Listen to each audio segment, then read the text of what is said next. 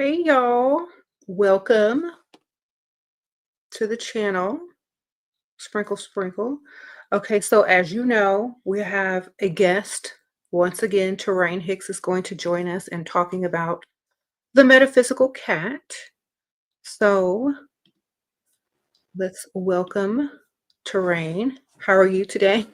You already know. Okay.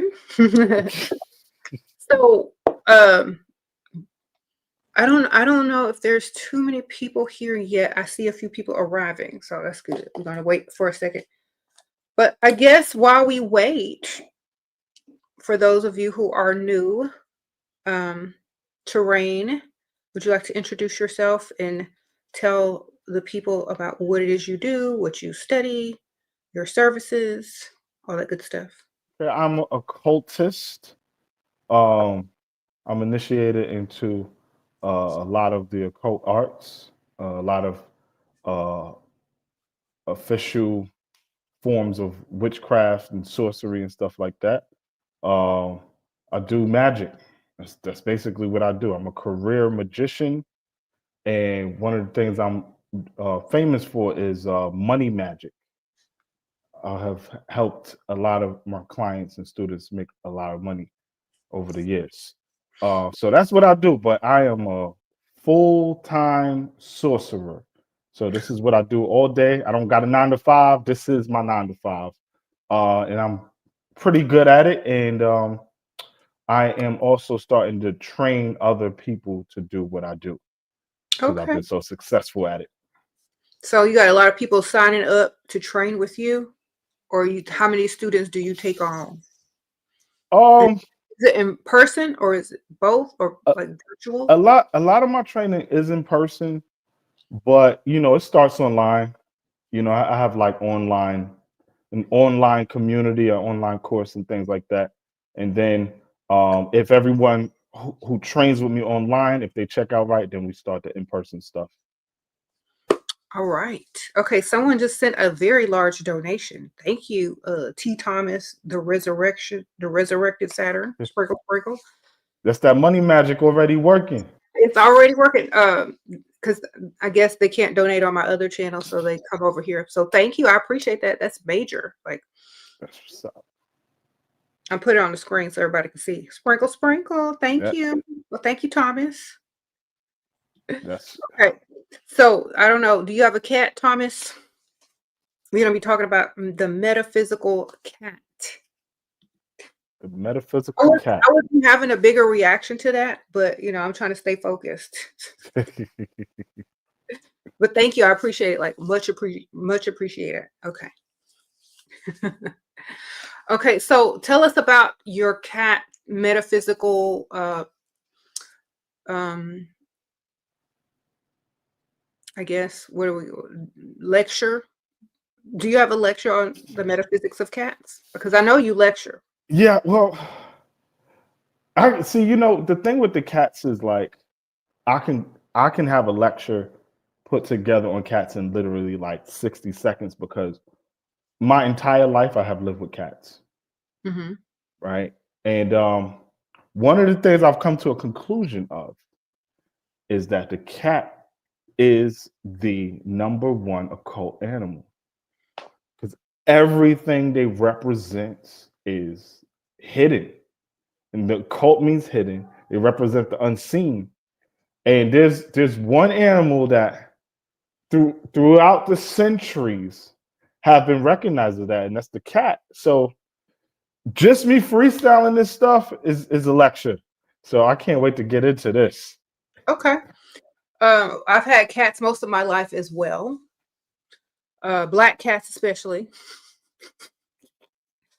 And yes, a lot of people equate them with witchcraft, but that's because they are very metaphysical, especially the black cats. So I got on my Elphaba shirt today from Oh Wicked. yeah, that's pretty cool. And we're gonna be talking about black cats. So I noticed my cats, they can see stuff beyond what we could see, and they react to stuff that we can't see. And I think we briefly discussed it last time how they absorb negative energies. So What is the best thing you can say about cats as far as energy is concerned? Like, why should people get a cat? Because they can pick up electromagnetic shifts very easily, and they are the most sensitive to any change in the electromagnetic field, from your aura to any energy waves, your chakras, anything, thought forms, right? Even our brains, when we think a thought, waves are sent out. They can feel that. They can see it, right? So their sensitivity to the magnetic shift is going to result in any favor for us, especially if we are dealing with any form of spirituality. Mm-hmm. Right? Like, what about a lot of people are scared of them and they think cats are evil? Like, what do you say about that? I think that came from that a lot of witches in Europe had cats as familiars, and a lot of the thing with the Salem witch trial, uh, they kind of threw the cat up in there as far as the demonization of witches. That also came with the demonization of black cats, right? So that whole stigma came from that era, because a lot of witches will take on the cats as a familiar, even to this day. Mm-hmm. So, do you have anything to tell people that are thinking about getting a cat? Like, what can they watch out for that they may not be used to, or that may catch them by surprise? Because I know you've been having cats forever, so you might not know what it's like to not have one. But a lot of people, they may get a cat and they may be surprised at how this cat starts to act, because all cats are different. Right. So the number one thing is that they're extremely sensitive. So especially if someone does spiritual work, like especially some people that are like mediums or attract spirits, the cats are going to be very sensitive to that. So if you have negative energies around, they're going to be sensitive to that. If you are somebody who deals in a lot of spirit work, you got to kind of introduce your cats to those energies that you may work with, because they'll be thrown off for that by that. You see? Mhm. Other than that, they hate fireworks. Yeah, For real. they hate loud noises. They run and Yeah. hide, and strangers, if they don't know them, they'll hide from them. Also, like, if you first adopt a cat, like if you adopt one, sometimes they may hide in your house if they're scared or like unfamiliar with you or the territory. They'll hide in your house for a few days until they get used to you.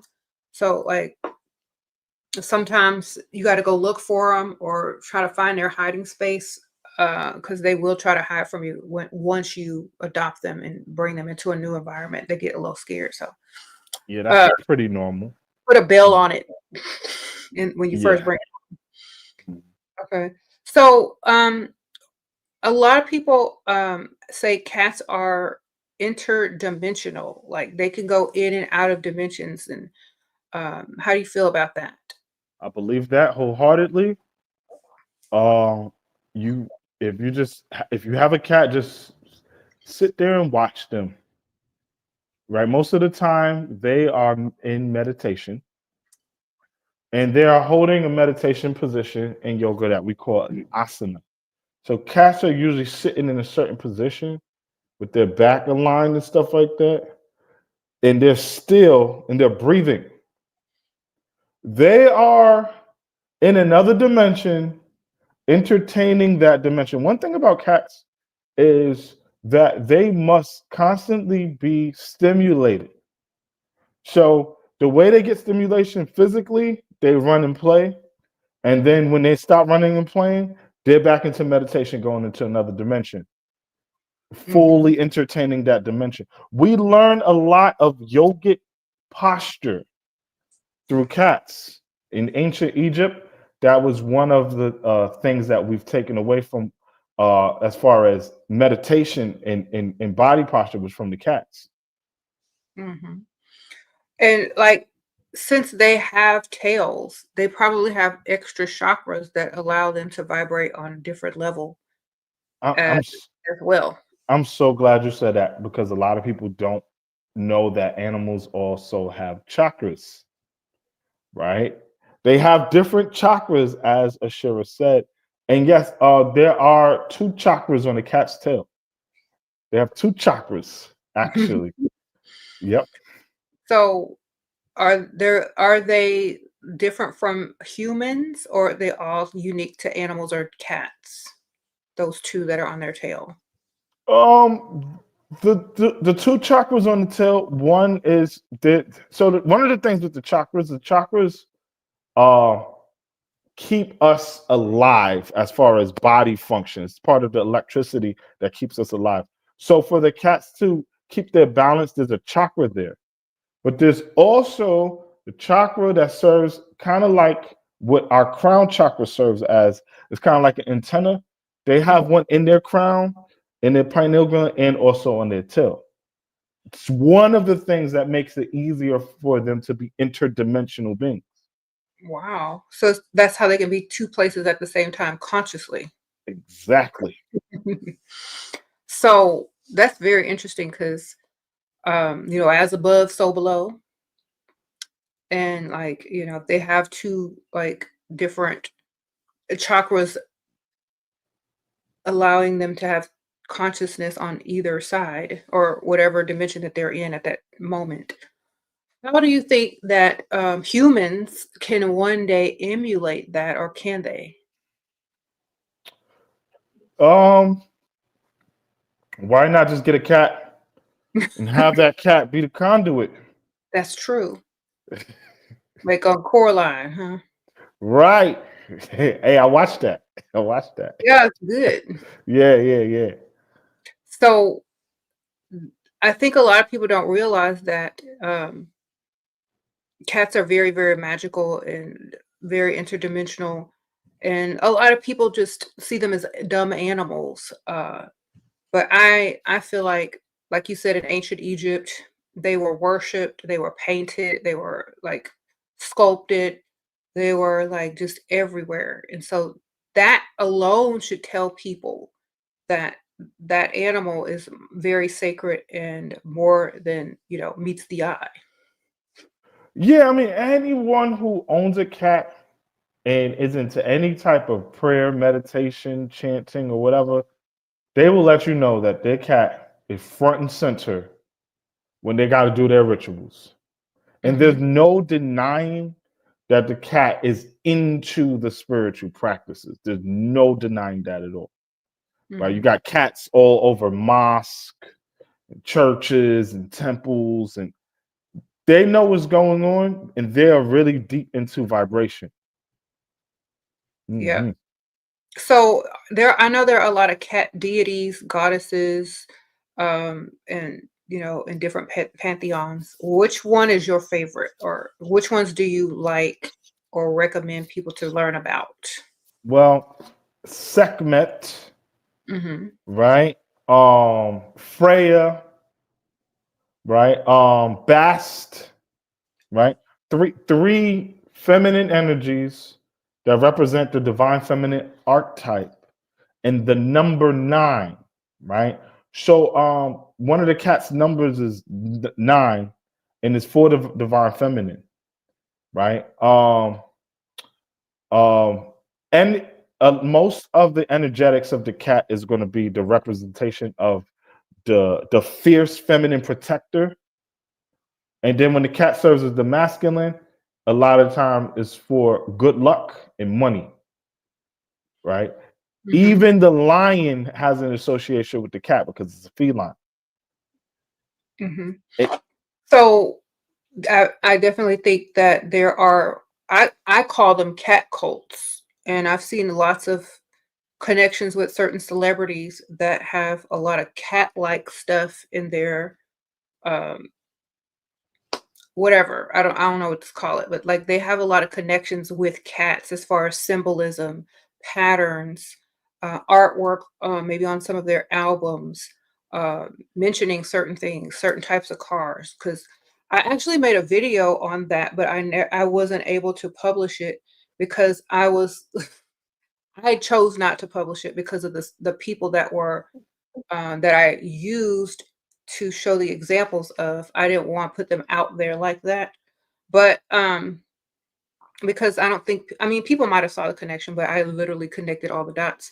But I wouldn't want somebody, doing all that kind of stuff to me. So I chose not to put it out. But there are a lot of celebrities that use the cat as a protector, or, their main like symbol of protection out there. And it's been used by certain people, and it's been working. Like, I'll tell you later. Yeah, see, the cat cult thing, that has been a thing for a long time. Hmm. Even you got the jaguar cults, the leopard cults, the cat cults. These are the feminine feline cults, and there's a lot of sexual energy associated with the cat cults. Money. I would also say swag. Hmm. Right? That came from the cat energy, right? The flavor, the That's why. style, That's why in the 70s or in the 60s and 70s they called people cat daddies and cats when they had like swag. right? So swag comes from the cat, essentially.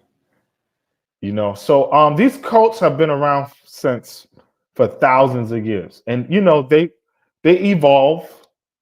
So like what you said with the celebrities, like that's something that evolved from a couple thousands of years ago. Hmm. And I think a lot of people that realize, the power of symbolism, of cats, of the cat's energy, da, da, da, da, and when they start to incorporate it and use it in their everyday life, in their magic and all that kind of stuff, they start to see the results, and a lot of the protection and things that go along with it. Right. One of the reasons is, right, every animal has numbers because numericals are the universal code of the universe, uh, universal language of the universe. So the cat is represented by 9, 13, 7, and 1.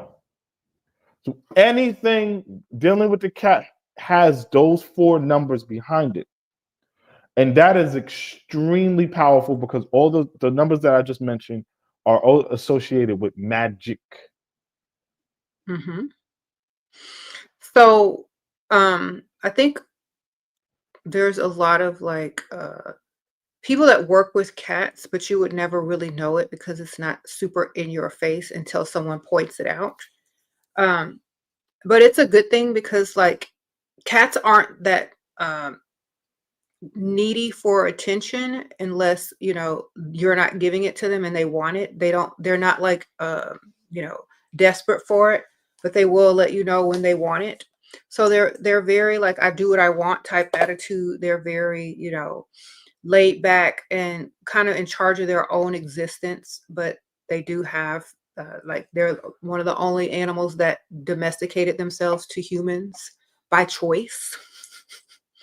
So that in itself to me is crazy because most animals have to be tamed, trained, caught, and all that kind of stuff, or trained. But cats came on their own, adopted the, meow to sound like a baby so people could feed it and all that kind of stuff. And it was like, what made them want to join, humans as far as being their companions?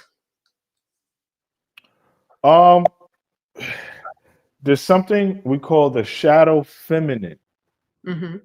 right? So we use shadow feminine because, like you said, this is an energetic that knows it doesn't have to be out in your face, right? And the shadow feminine is dealing with subtlety and also control. So if I choose to let you domesticate me, it's the same thing as me choosing to submit to you. I have the power at the end of the day. I really have the power. And that's Hmm. the shadow feminine. And the Hmm. cat represents that. Hmm. Agree, because they could leave whenever they want. Right. And And this ignore you whenever they want. and that's part of the feminine art of submission, Mm-hmm. where you have power behind it. Right. Because like they big cats like leopards, lions, jaguars, they don't meow, they roar. Like small cats are the only ones that meow because they You, domesticated themselves. you Sound like know what? One of the things I find very fascinating with the feline is even the big cats go crazy for catnip the same exact way that the small cats do. That is so fascinating to me. But it just shows that all cats are kind of the same energetic. Mhm. Someone is saying Buddhism says that cats are Buddhas. Yeah, I can definitely see that. Mhm. Yeah, I can definitely see that. So yeah, they're very spiritually on that level. So what do you think about cat ladies? Like Um, a lady that gets real old and she got 20 cats. What do you think about cat ladies? Like, is there something to that? of course, of course. Um, What? so you know what's so funny about that? Mm-mm. I one time I had 8 cats. But how it happened, one of my cats had babies, Mhm. and it was a litter of 8 cats, and it took me like 6 months to get rid of them. And I was like, oh snap, I don't want to become Catman. And I think the cats have this energy where they can pull you in, and before you know it, you got 20 cats. But like that speaks to how manipulative these energies are and how good of companions they can be. Like Mhm. they have humans wrapped around their finger. We can learn a lot from cats because when it comes to the psychology of cats, the cat deems itself in control of you, and the cat also feels like you're its pet. Right? So that's what they say about the psychology of cats. That's what they believe. Mhm. Okay, so what if you treat that cat like a baby? Have you seen those people strolling around in strollers and putting them in clothes? Like, what are those cats' psychology like turning into? Because those cats act like little kids. I don't know. I think it's a little weird. I think the cats be confused, like, why do I have this on? Take this off of me. I've heard that cats think that their owners are big cats.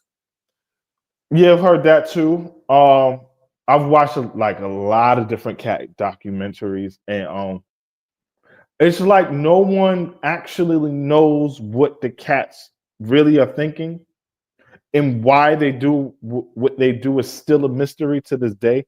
Even when you put cameras on cats and they go out, the things that they get into, I'm talking about like regular house cats, it will blow your mind because they get into like a whole world of stuff with other cats.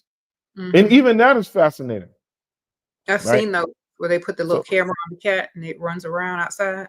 so we can only imagine what they are into when it comes to like the astral plane. Hmm. Yeah. So, I know that like cats are like, I don't know if I shared this with my Instagram, but it was supposed to be a joke. This cat goes out every day and brings something back to its owner, like with something that they find outside. And one day the cat brought back a winning lottery ticket or winning lotto ticket or something. I don't know. It was like one of them scratch offs that had like some money on it. So the cat brought back one of those that it found on the ground, and the lady went and cashed it in. Because like there's cats that steal and bring back to their owners as gifts, or cats that take stuff and like those types of cats that like pick up stuff and take it back and like collect things, like what do you think they're doing? Um, Think they're I trying to had you think they're trying to help their owner? I think they are being very generous to their owner, and they are showing appreciation to their owner in the way they know how. Now I Mhm. seen this thing on the news where this cat was stealing from the whole entire neighborhood, and they had the hidden cameras, and they caught the cat stealing from everybody and bringing it back to this one house. So I thought that was so funny. But yeah, you know, it's that they showing their appreciation. So Yeah, they want to get their owner a gift. that's true. And I feel like that's sweet because mine never bring me anything. mom, mom brought me back birds, mice, big birds. Oh my God. Yeah. Well, mine are inside cats, but when we did used to let them out, they would one of them brought in a rabbit. Listen, So that was crazy. tried to bring me back a mice twice, and I was like, get that out of here. I Yeah, that was tough. Because you know when you take their prize, they hiss at you. Oh, okay. So, you ever been to like a store or a shop where they owners had a cat for their business? Because I've been to so many. Yeah, we have a lot of that in New York. Oh, We have a okay. lot of that.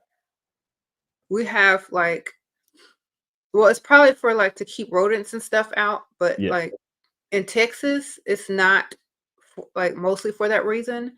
So when you see it, it's kind of rare.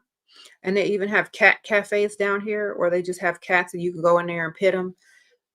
But like also like near the beach, a lot of the stores, some of them have cats in there. But yeah, and they're so chill. They're used to people petting them and customers petting them. They don't even like wake up. They just sit there and chill. So I think a lot of people that have cats in their businesses, it also brings luck, money, abundance, protection as well. Yeah, the protection piece. Hmm. So cats are known to attack evil spirits, ward off of evil spirits, and send back hexes, Hmm. right? And you know, there's some business owners that believe this, like for their store, so they'll have a cat to keep the jealous energy out of their business. Hmm. And I believe in that. I believe that's a real thing. Hmm. I saw this one documentary. I forgot where this was. I think it's somewhere in Asia.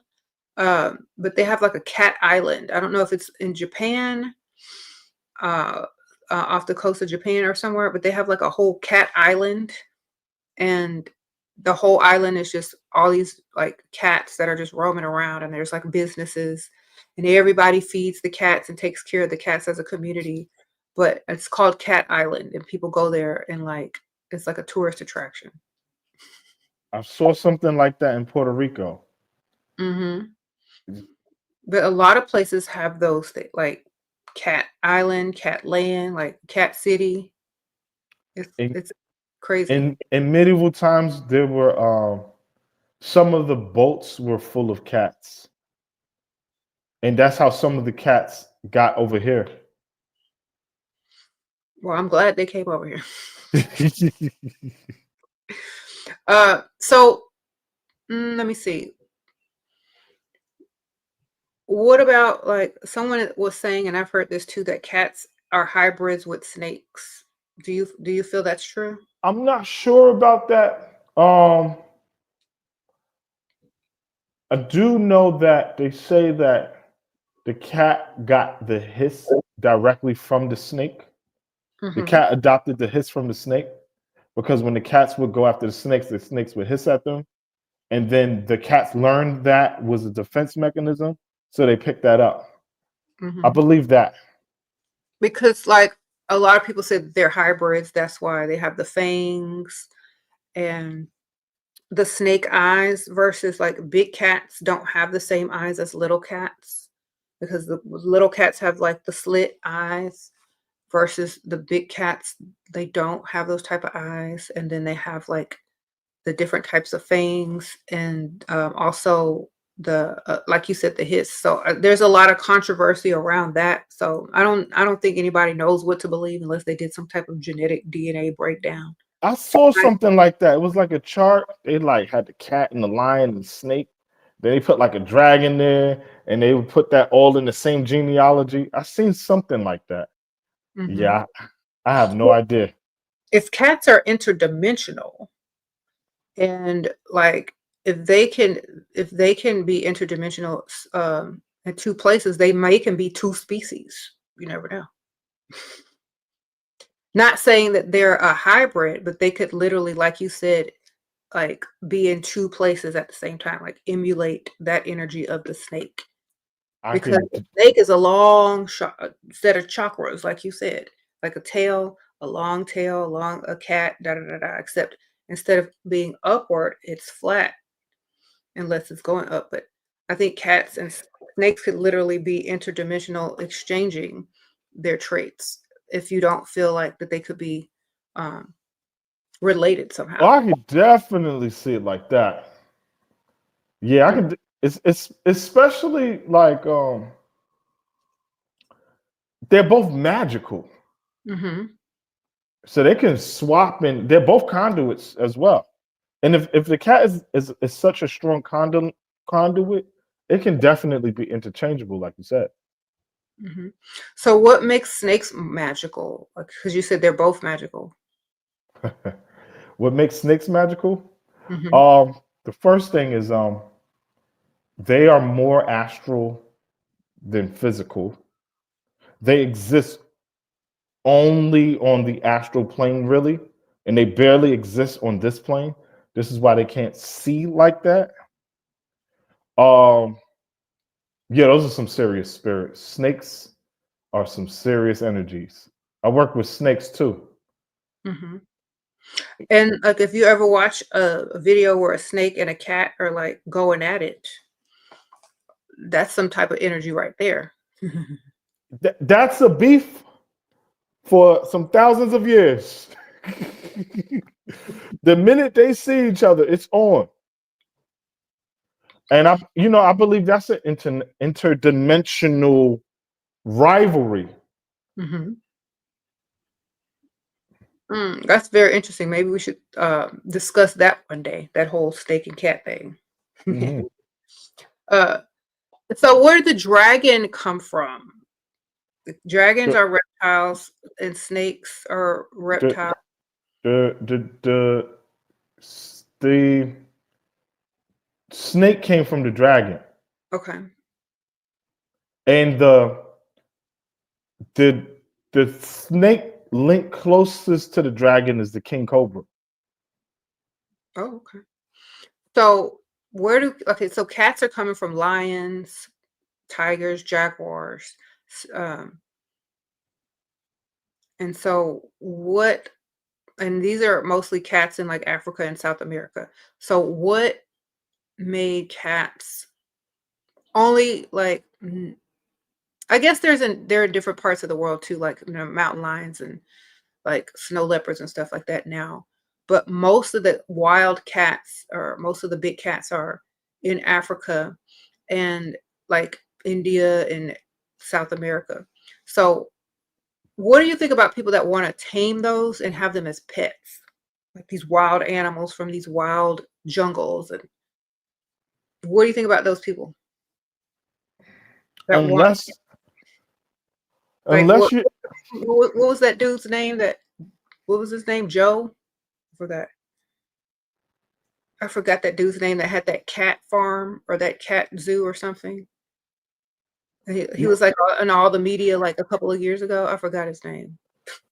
so what do I think Mhm. about those that have tamed or attempted to tame cats? The people who haven't been eaten, because some of them have been eaten. I think that in ancient indigenous societies, we knew how to coexist with these animals, right? We still have that in certain societies. I think though modern taming might be a little abusive, and it might be really like making the animals sick. It might be shortening their life expectancies. So I'm not sure if that's the best thing, but I do know in ancient cultures, like I've seen this thing in Africa where like this boy was riding a hyena like it was a horse, and I thought that was pretty cool. Like in Africa, they just walk around right next to them, don't even care. Yeah. So that's kind of cool, but they're not keeping them as pets. They're just Right. with them. Exactly. Big difference. So someone is asking, is there any way for them to locate their cat in real life by looking for them in the astral realm? I believe so. Yes, I lost my cat twice, and I went into meditation. And the first time she told me exactly where she was at. The second time I got a vision, and it was not far off from where I seen. But both times I had to go into meditation. So I believe that that's a thing, especially with cats. Is if your cat is a familiar, it might leave for a second and then come back to you. So if that's happening and you're familiar and your cat is a familiar, just go into meditation. Okay. So a lot of people are talking about the different alien species that are cats or cat-like energies. Do you want to talk about some of those? Because a lot of people have been talking about these drones and like all of these like UFOs, around lately. So I think like a lot of people think cats may have some type of alien or, out of this world connection. What do you think about that? They do. They do. Um, I do a lot of what we call plant medicine, and that stuff takes you into the outer realms. And anytime I've done plant medicine and my cats were present, they were all up in the mix. So that's one of the first ways that I have confirmed that cats have alien DNA, and they are very intergalactic. So I believe that. It says, look, I'm gonna read some of these. They saying they have what? 5 UFOs sit over their house every night. You sure those not satellites? Because I mean, you can't tell these days. But yeah, I've heard about cats that are from different what they call star seeds or whatever, like different star seeds and different types of beings and energies. They have different types of ones that are like cats. Yeah, Yeah. yeah. So in the ancient Jaguar society in South America, there was a tobacco that you take called hape, and you snuff it, and it was mixed with other things, and those people would they shape shifted. They were said to be able to shape shift into jaguars, and I believe that this is a secret society thing, and I believe a lot of that stuff can get very, very alien. I believe that. I think I've seen some stuff like that too, like some movies. Can you name any movies with like some cat stuff? I think the Sleepwalkers by Stephen King. Oh yeah, that's a book too. Sleepwalkers. Yep. I don't know any movies. I know movies, but nothing is coming to me. But I feel like the movies that put this stuff in there got it from these ancient indigenous practices with the cat cults, right? There were, and there still are cat societies that's dealing with like leopards, where the people from the uncontacted tribes, they still live with the leopards. And they do Really? rituals, and it's like a leopard society. You got jaguar societies, right? I'm not sure of anything about lions, but I do know that the leopard, the jaguar, the cheetah, there's like a cheetah cult. And all of those societies are, very shamanistic. Um, they deal in what we call entheogens, like herbs and stuff that make you hallucinate. And all of them believe in like the alien thing. They're really heavy into that. Mm-hmm. So Alexis says the movie Fallen with Denzel, when the spirits were passing through the cat at the end, or the cats. Remember that movie? I haven't seen it. Oh, okay. It's a good movie. I would say you would like it. It's called Fallen, and it has Denzel Washington in it. Okay. There's a cat in there. There's some cats in there. It's a metaphysical movie, so you'll like it. Oh yeah, okay. So you should check it out. I don't want to spoil it. I will. So thank you, Craze Diosa, for the super stickers. I appreciate that. So a lot of the movies that you watch growing up, you see pets, animals, people have cats. You remember Cat's Eye from Stephen King? Yeah.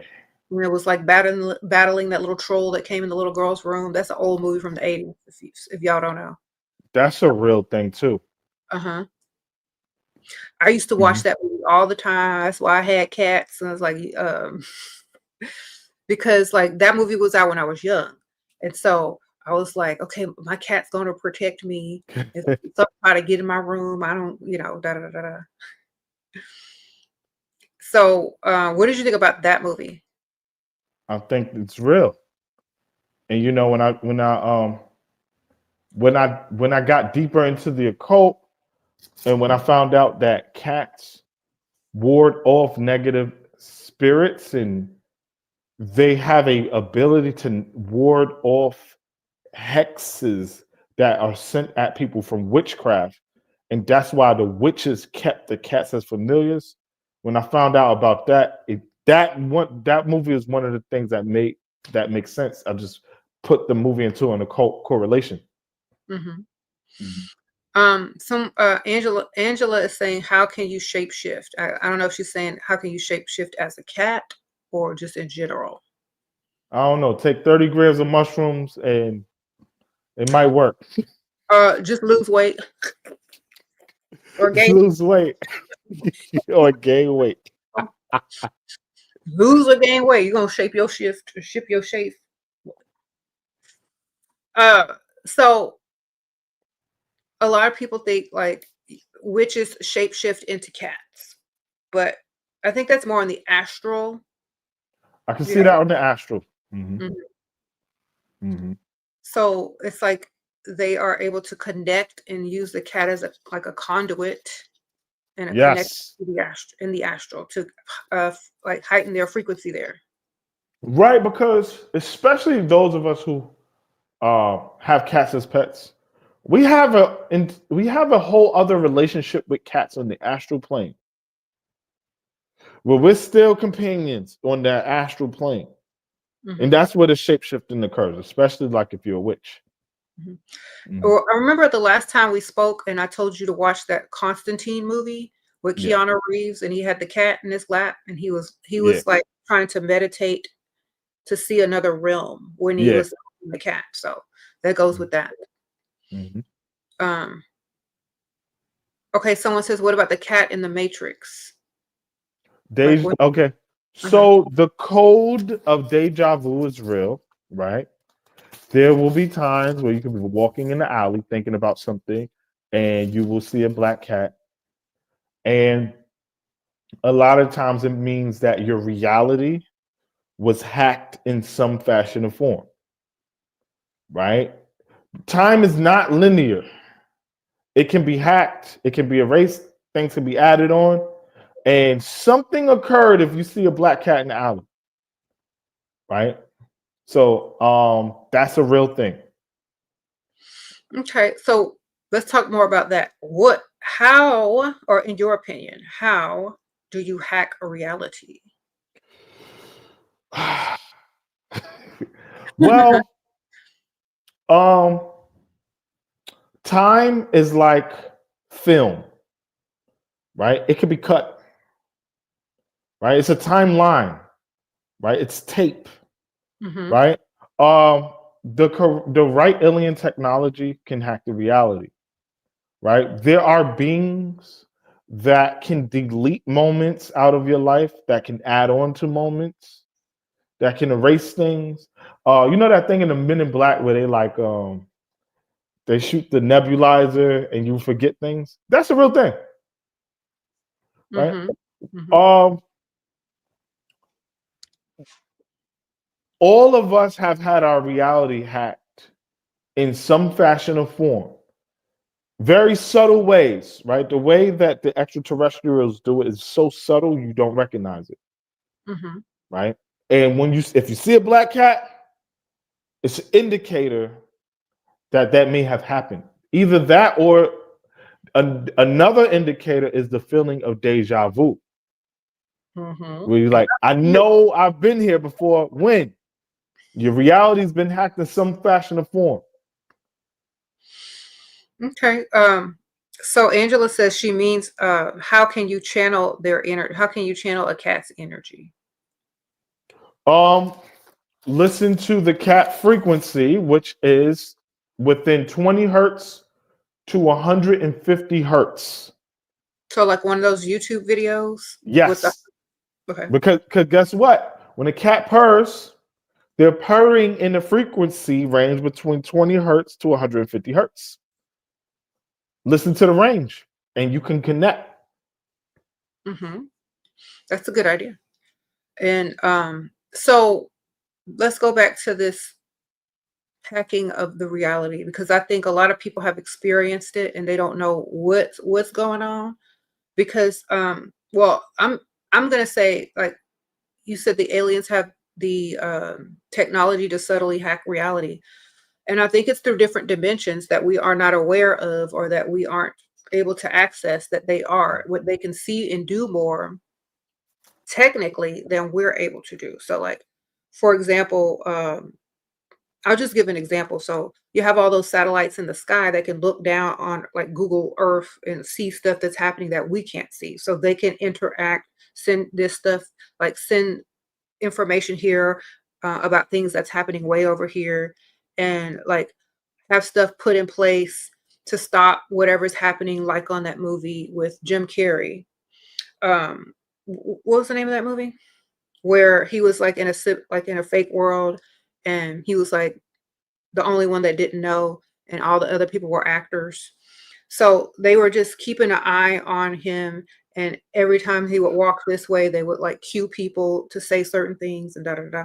I think that's Truman Show. Okay, so I think that's how these beings interact, but like through a fourth dimension, or Yeah. through a set of um, Yeah. visuals that we don't have access to. And it's very easy for them to do it because they're very psychic.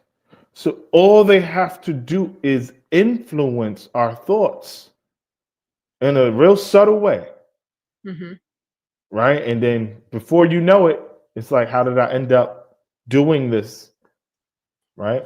Hmm. That's one of the main things with any alien that is close, any alien civilization that is close enough to us and they're intelligent to get to us, they already have the psychic thing down.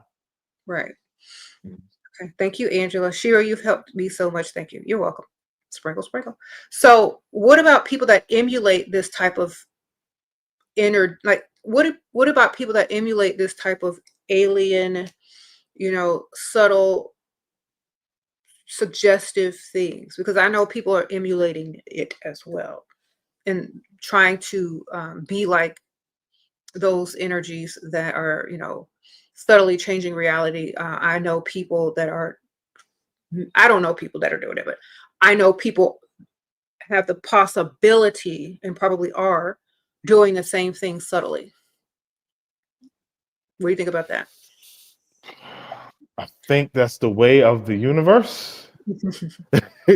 galaxies out. Like one of my favorite shows is Star Trek because it shows how this thing works as far as like intergalactically, right? There's a civilization influencing another civilization, and we within a civilization are influencing each other, right? We all got it from somewhere, right? So we're doing that to each other because it's been done to us.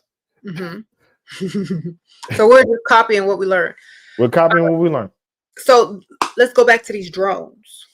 Yeah, let's talk about drones. These drones or UFOs are drones. They're literally like a higher or different perspective that are being able to see things that we can't unless we have a drone or whatever too. So I think this is also going into, the subtle reality hacks of beings or people that have access to visuals that we don't. That's why everybody's like all nervous and wondering what's the government going to do about this, because it's literally just the same thing as an alien civilization having access to subtly change reality just by the perspective that they have that we don't. Exactly. So another thing I want to say about that is drone technology was invented by aliens, right? So this has alien written all over it, but I'm not being linear when I say that. But we've always been monitored though. We just are aware, right? Something wants to make us aware that we're being monitored, but we've been monitored. Right. Someone's mentioning that there's another or a double moon or a second moon in the sky for 57 days. So I feel like there's a lot of stuff that we don't know about. There's a lot of stuff that, I mean, if we researched it, we could find out about it. And I also feel like there's a lot of stuff that people create in order to get us to think deeper as well. Like it's symbolism. It's acted out symbolism. I feel like the drone thing has cat written all over it because it's hidden to what's going on. It's unknown, right? It's the unseen. It's the shadow watching. It's all cat energy. So that whole thing is a feline energy, which is very fascinating to me. And I think like, do you know specifically where like most of this occurred? Like what place, or was there several places? Because I think it was East Coast. Yeah, it's the East Coast, New Jersey, New York, and then now they're headed towards the DMV area. So now they're popping up in Maryland, in Virginia, in DC, but it started in New Jersey. Okay, so why do you think you chose the East Coast? I don't know. Ain't nothing interesting over here. I have no idea. But the places that these drones were first sighted at, UFOs have been known to be sighted at these places. So it's not that new of news. It's just like the media has attention of this, but like there's been UFOs in all of these places that we're naming. Is there something in that area that might be attracting them, maybe close to the water or close to, like, we talked about ley lines and all this kind of stuff? You think there's something over there that's more attractive to drones or aliens than there would be on the West Coast or Southern Coast? If we're talking about East Coast, if we're talking about that area, there is an ancient energy grid called Turtle Bay and Turtle Island, and it is between Canada and Philadelphia. And this was a ancient site where pharaohs were buried and things like that. A lot of things happened. This landmass was not supposed to be inhabited by civilizations in the ancient times because it was a burial site for kings, queens, and pharaohs. So if there's anything alien that could be being observed from high above, it might be that. Also, when you look at the East Coast with a drone, it looks like a big microchip, Mm-hmm. right? And aliens would see it as a microchip, right? It was constructed like that on purpose, but they're seeing up above something we're not seeing. So it gets really occult when you break this down. Right. And, when America was being settled and all the governments and people were, setting up where their capitals were, all their buildings, all that kind of stuff, maybe like through some type of, occult knowledge, they set it up in certain types of places, like you're saying, that has a lot of energies from ley lines, vortex, and all that kind of stuff. And that's what they're attracted to because also like the Atlantic Ocean is right there.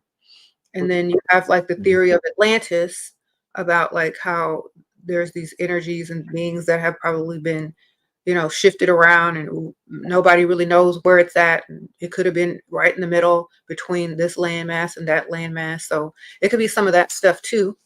Yeah, this is all attached. Mm-hmm. Yeah. Do you think there were cats back in the Atlantean days, if you believe in Atlantis? Were there cats there? Because I know it's like a lot of people don't feel like it's a real place. Some people do, but were there cats there if there was, like if in the stories? There were definitely feline energetics there. Absolutely. The way we know that is because the feline is the number 9, which is feminine. And wherever there is woman, there is feminine. And wherever there's feminine, there's also an energetic of feline. So the answer is absolutely yes. I believe so. So the woman energy and the feline energy is like feminine energy is basically almost the same. Basically. Okay, so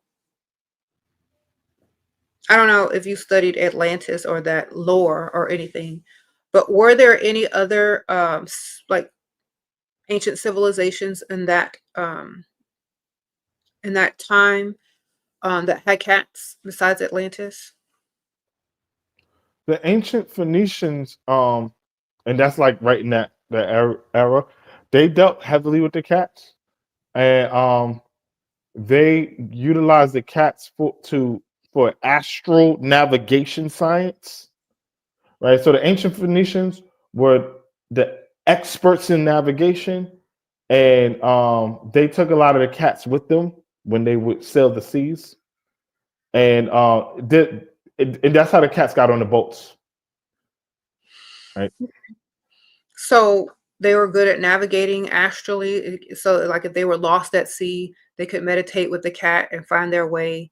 Also like maybe through the stars. That is the story. Yes. Okay. Do you have any like strange metaphysical experiences with any of your cats or some stories that you want to share? I have some secrets that I'm gonna share a little bit. Okay. I took one time I did a lot of psilocybin mushrooms, right? Like a lot of it. And I was able to talk to my cat. And I felt like I was Dr. Doolittle. Really? And it was crazy because I was like, if you really know what I'm saying, jump on the bed, and it would jump on the bed. I was like, if you can hear me talking to you, then do this, and it did that. Then I was like, then do this, and it did that. I was like, that was the craziest thing I've experienced as far as communication with an animal.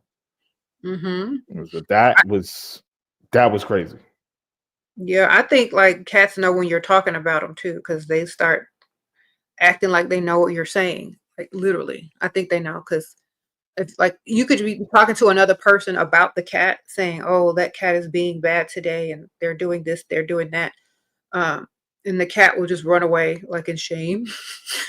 Yeah, so like it's that sensitivity in the electromagnetic frequency that they have.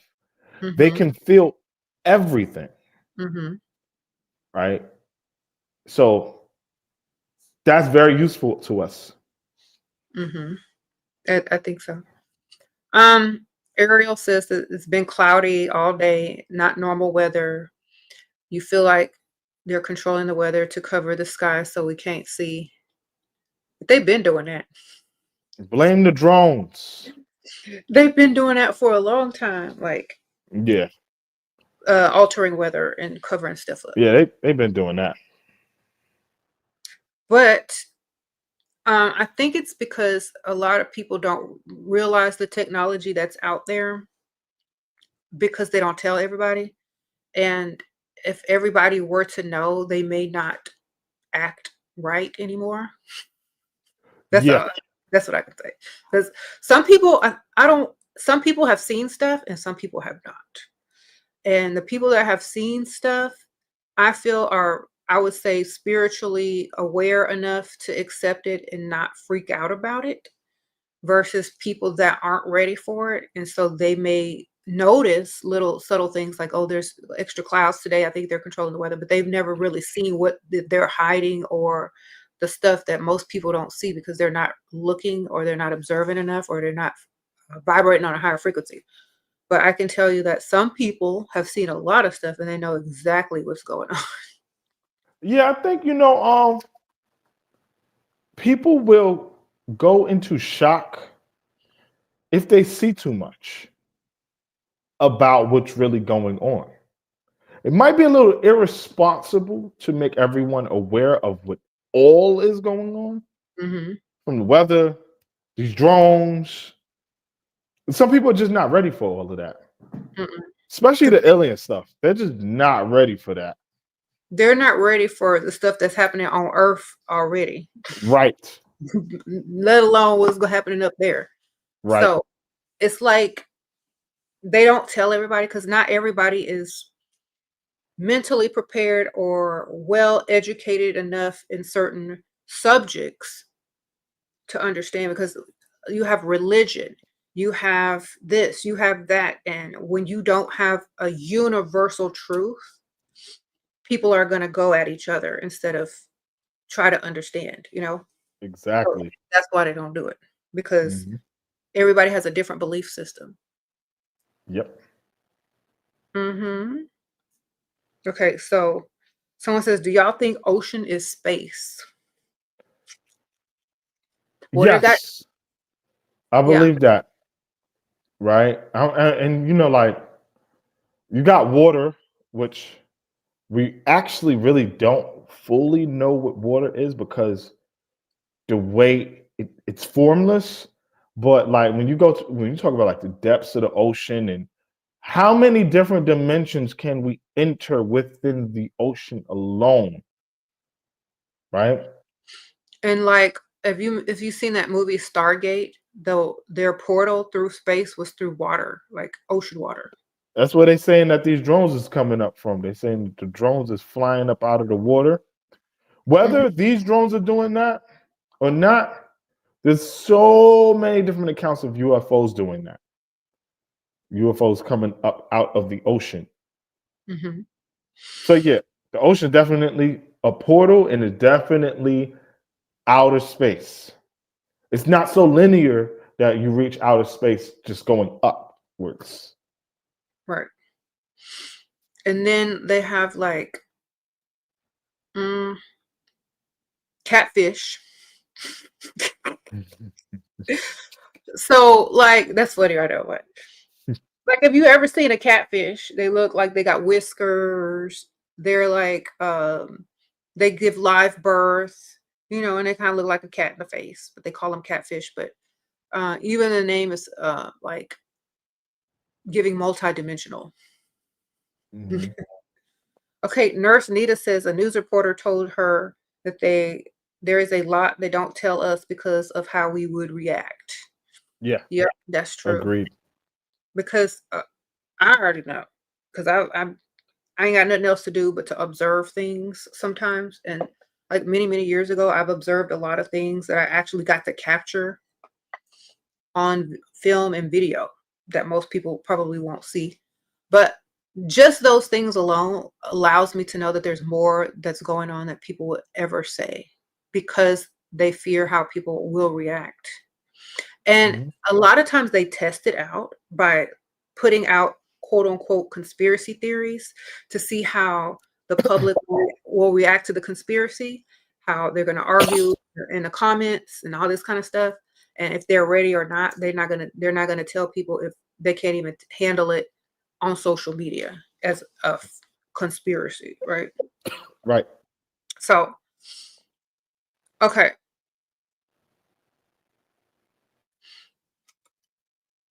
You okay over there? You need some water? I'm good. What you sipping on? Trigger word. I got my sprinkle water. Okay. So yeah,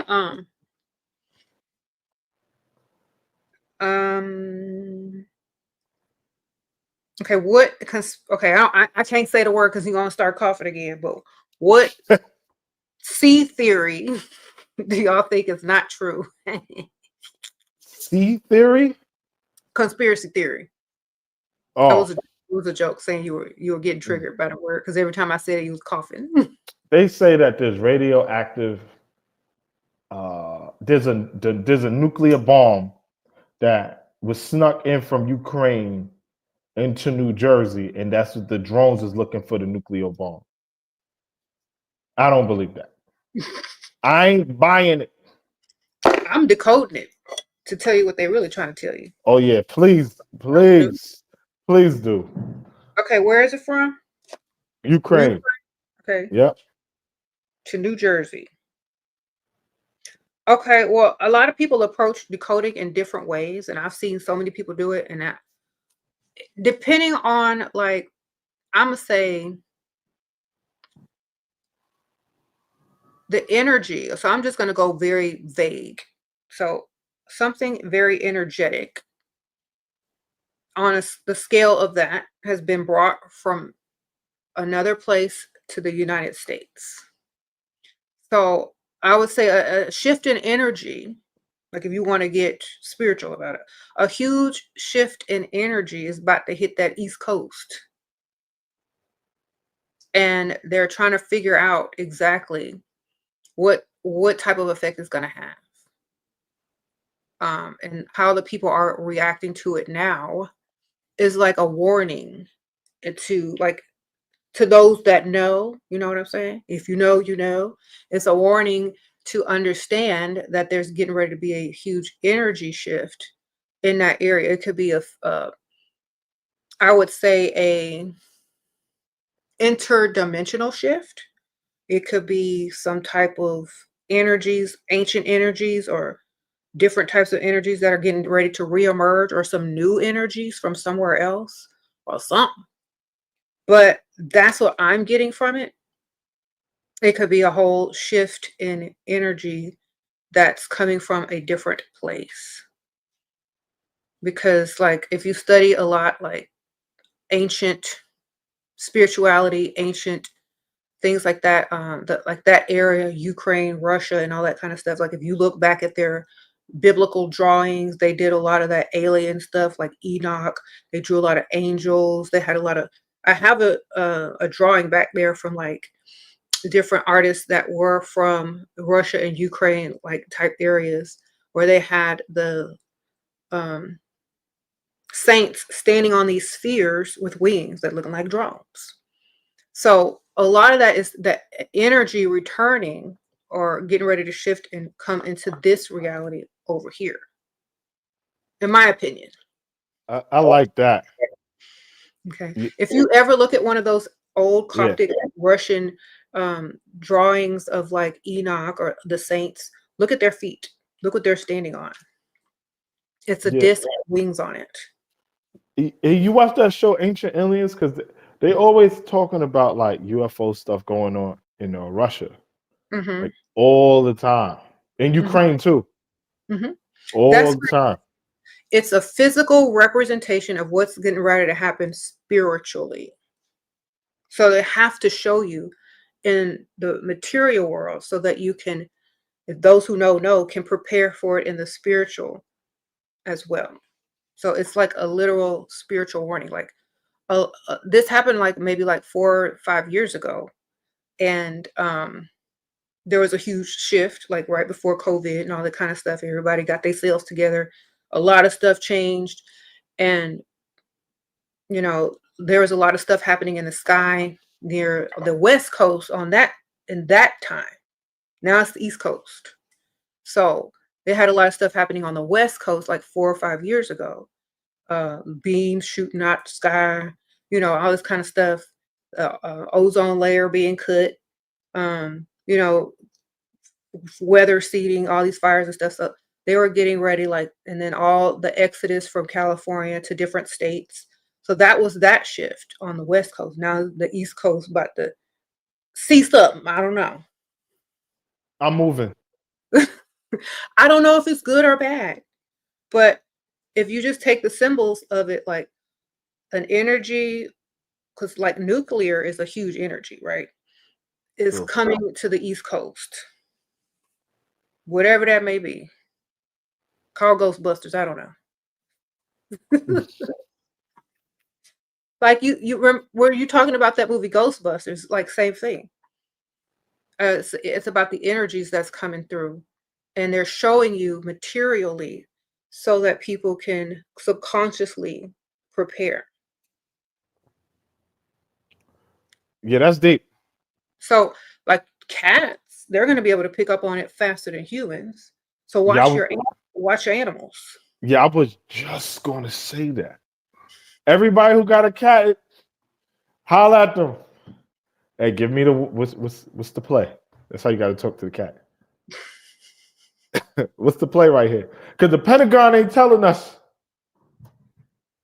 I just say, the cats will start acting a different way when things start shifting on an energetic level. So just pay attention to your cats. Yeah, that always happens.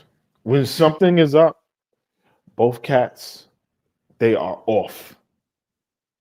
And I know it's something when they move is not how it usually is.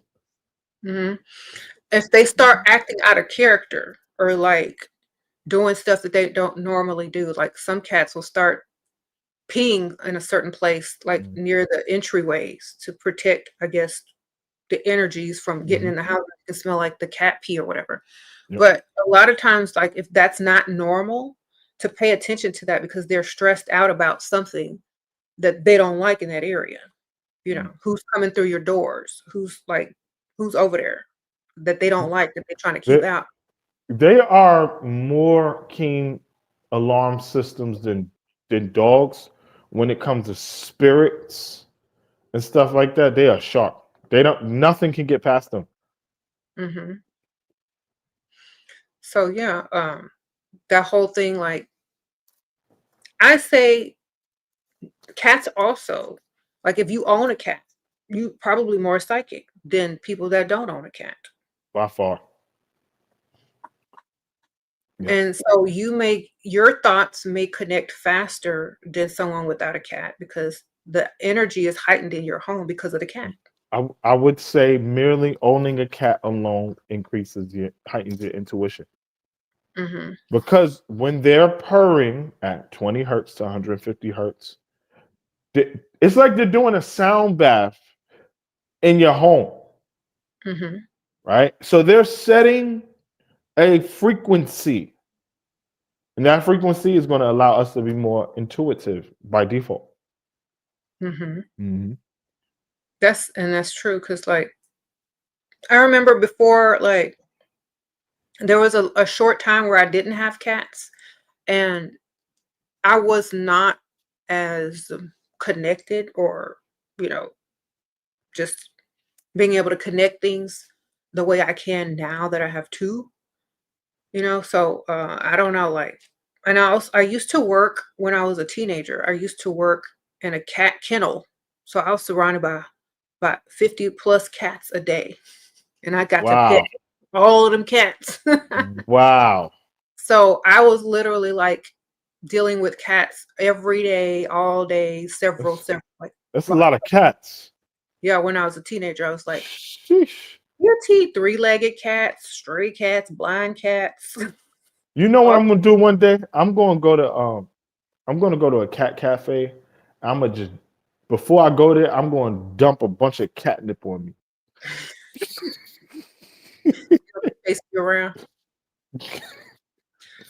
But like, if you could ever get around a bunch of cats, I would wonder how that would raise your frequency, like for real. Mm. Because I mean, I've been around cats a lot, but when I had that job, like it was the best job ever.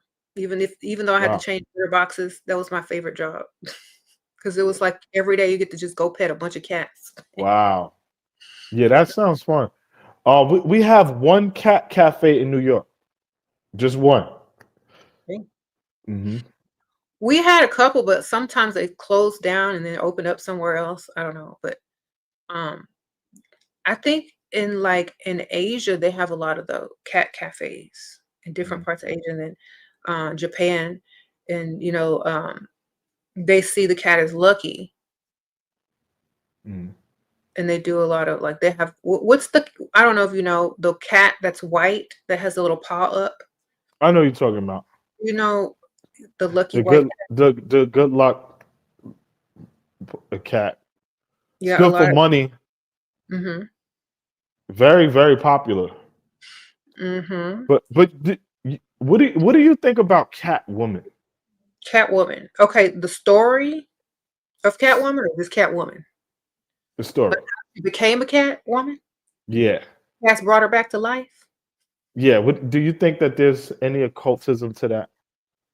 I think it's a rebirth in her divine feminine and her recognizing it within herself and not taking nobody's BS no more and becoming her divine feminine self that is about protecting herself, other women, or just a divine intervention by the divine feminine that allows her to thrive in this world better, like giving like literally black cat energy. Mm. Deep. Hmm. Okay, so Joe says, is it true, according to Robert Maxwell, the majority of people have an IQ of 40 and the maturity of a 7-year-old? I don't. I know some of them people, and I don't deal with them. Sprinkle, sprinkle. I um. don't know if that's true, but What about the cats in their connection with the moon? oh, Because they're nocturnal animals and they have reflective eyes, mm-hmm. and that reflective energy that's just straight moon energy. So Yeah, I think that's pretty cool. because moon is like feminine energy too. Yeah, and moon is also feminine. Mm-hmm. So, what does it mean when your cat hides until visitors leave? Because someone's asking in the comments. Um, It's shy. yeah, shy. Yeah, your visitors have too much energy, too Mm-hmm. sensitive to it. Mm-hmm. Or like, if they have a dog, they might could smell the dog on them. Or they might come out later after they like get used to hearing that person's voice and knowing their frequency, if that Yeah, person is okay, because that's what happens at my house. And sometimes they don't come out at all if it's a total stranger that they've never dealt with before. yeah, because they can feel the aura from like 20 feet away. Mm-hmm. It's too much for them. Mm-hmm. um okay, so let me see. Sure, question. All right, so what do you feel about um I don't know, how do you feel, because you on the East Coast, I'm over here, so does it feel strange over there with all them drones? Is your cats acting strange or not yet? Not yet. They're not acting strange yet. Uh, hey, I saw a drone. And You did? yeah, I did. I think I took video too. But it's not strange. It's not strange. This is New York. It's always something weird going on. But I think it's more of a symbolic Yeah, message. I, Anything, I'm resonating with that. It's more of a symbolic message than anything. That's and why I it love how you decoded that. yeah, it could be good. I mean, we don't know. Yeah. Like I, human nature is always to fear or if something that they don't understand. But it yeah. like decoding something and studying it and understanding it takes away a lot of that fear. Yeah. Um. Then I also started feeling like this was a psychological operation for like distraction or an opportunity to play for distraction. So it's like everybody look up so that we can pull this wool over your eyes and do something different, Hmm. throw you off. So that's when I started feeling like that. That's when I stopped paying attention. Hmm. Mhm. So I don't know. I guess maybe you could probably do some type of meditation on what you think all the drones and the stuff is happening. Maybe you could maybe give some insight later on to us or to on your channel because you do have a YouTube channel, the Occult College, and maybe y'all do a And little meditation, see what's happening. I did a whole series on the Anunnaki on my channel. Okay. It's in my place. It's called the Anunnaki. It's right on my YouTube channel. I did a whole series breaking down the Anunnaki thing. Okay. So for people that don't study aliens or stuff like that, are they able to like understand what you're saying? Like if they're new to all of this? Yeah, so the way the series is designed, like if you've never heard about any of this stuff ever before, if you watch it in order, you're gonna really get the gist and the storyline. Because Hmm. the story, it's a creation story that predates the biblical creation story, and it's about this alien race that created us and altered our DNA and made and enslaved us. And this is part of the reason why we have a slavery problem with each other, and also why most humans are not that bright is because we had our DNA manufactured and altered, and the beings that did this is known as the Anunnaki. And how we know this, there are these Sumerian tablets that have been decoded so we can read the tablets and we can read the storyline. And the name of the storyline is called the Enuma Elish.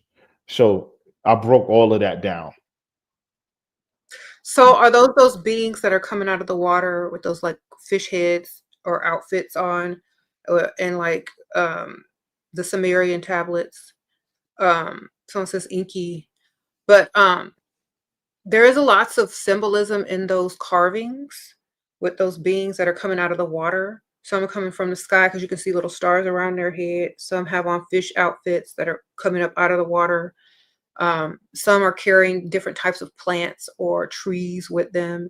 So a lot of that stuff is like, they're bringing the magic, they're bringing the herbalism, the medicines, the knowledge from up above and Right, from the ocean. right. Because like as above, so below. So Yeah. they're coming from different directions, and they, since we're like, they could have been amphibious and Oh yeah. and intergalactic or whatever name Yeah. for that. So they can Right. be on Earth, in the ocean, and on land. Yeah. But we could only be Mhm. on land and in the ocean for a little while, and up in space where we need some air.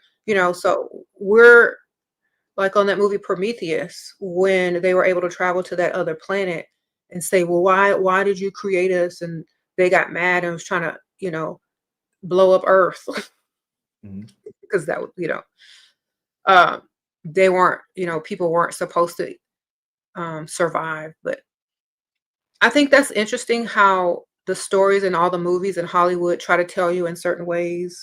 And then you can like link it up with the ancient Sumerian tablets and your teachings and all this information. It just keeps going together to not, you know, all be fake. Is there some truth to some of that somewhere? if Yeah. people were given the amount of knowledge and resources to actually understand it and explore it further. Yeah. Is why are people allergic to cats? Because they got an allergy. I think Yeah. some of it's the dander or the skin from the cats. Yeah. Sometimes the hair and oh man, my sister is allergic to cats. And it's terrible because she can't come to my house. No, Nope. She's they that got allergic. she got to take one of them allergy shots until she doesn't get the symptoms anymore. But I don't think people think it's worth it. They just stay away. Yeah. A lot of people don't think it's worth it. Mm. Mm-mm. Um. Okay, so if y'all are interested in learning about the Anunnaki, I'll check out Terraine's series on the Anunnaki. I want to keep you all night because I know All usually I'd right. be working your ear off. But All right. thank you for joining us, and thank y'all so much for following Terraine on the Occult College. He also has an Etsy store that sells Ooh. ooze, and he charges his ooze with magic, does rituals, and you can watch all that on his channel as well. Yes. And I do money rituals. So if you want a money ritual, text me 917-605-1469.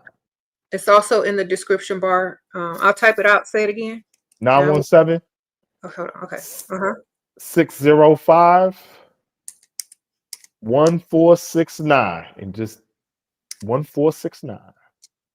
And just text me a SHERA and you're going to get a good discount. All right. All right. Thanks All for right. having me. Thank you for being here once again. Hicks. All right. Peace. All right, y'all. Thank y'all. I appreciate y'all. Sprinkle, sprinkle. So y'all hit him up if y'all want some extra information. Very insightful on his channel. Very nice. Thank you. I'll be here for a second to answer some of y'all's questions. If y'all just want to talk to me, I'll try to do that after the video for those who clicked on, maybe to ask me something that may not, go with what we were both talking about. So I like to do that towards the end of these videos. So sprinkle, sprinkle, here I am. It to go along with it, like all that crazy drone stuff. Like, I think it's just symbolism to alert people that there is probably going to be some major energy shifts that are going to be occurring. And, that's literally it. Sprinkle, sprinkle.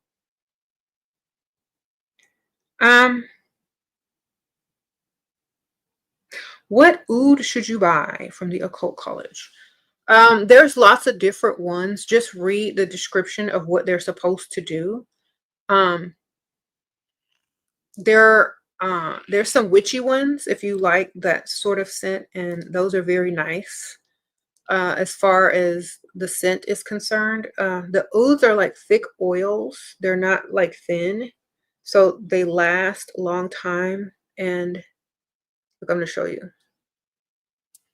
That's how thick they are. So they're very potent and they last like this. I'll probably smell this on me probably tomorrow mid-afternoon. It'll still be here like the same amount that I can smell it now. Maybe it's just a little bit more subtle, but it's very nice, very fresh, very woody.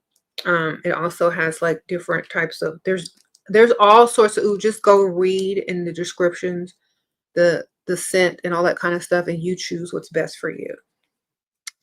Okay. It's like an Arab fragrance. It's a thick perfume oil fragrance that is very Arab smelling, but also there's some that are more floral and fresh, some that are more spicy. So I think if you like Arabic perfumes, you would definitely love oud. It's just very potent, and his ouds are definitely charged with energies. He does rituals and spells within his ouds, because if you go back to like originally what ouds are, they're also charged as well with energies and song and vibrations and stuff like that. Okay, so it has a whole nother frequency to it, not just the scent. Okay, You said you took the elixir, it opens your third eye. Okay, well, you've been taking my elixirs. Thank you. Like from the Etsy store? Yeah. If y'all are interested in the elixirs on my Etsy store, it's linked in the description bar. Dark Realm on Etsy, and it's in the description bar. You can click on it. Start with phase 1 and make sure you read the descriptions on each phase. And they go in order because it is an alchemy, a spiritual alchemy to open you up to understanding and, you know, being a much more spiritual being and improved version of self. Definitely check that out. And we also have what we call vital elixirs, which are more like supplements. They're gold, platinum, silver, and copper as well. But if you're taking the phases, they go in order. So there's phase 1, phase 2. You take phase 1. It may take you a month to complete. You take 10 drops in the morning, 10 drops in the afternoon, little tiny drops. It's literally one whole dropper per day, but the little bitty drops equal a whole dropper. So the 1 ounce bottles are what is recommended, but to help people afford it, I've split it up into half ounces. So you can buy and afford half an ounce. And then if you feel like you want to buy the next ounce, you can. I mean, the next half ounce, you can. Or you can buy the full ounce from the start. So I give 2 sizes for different budgets. Okay. Sprinkle, sprinkle.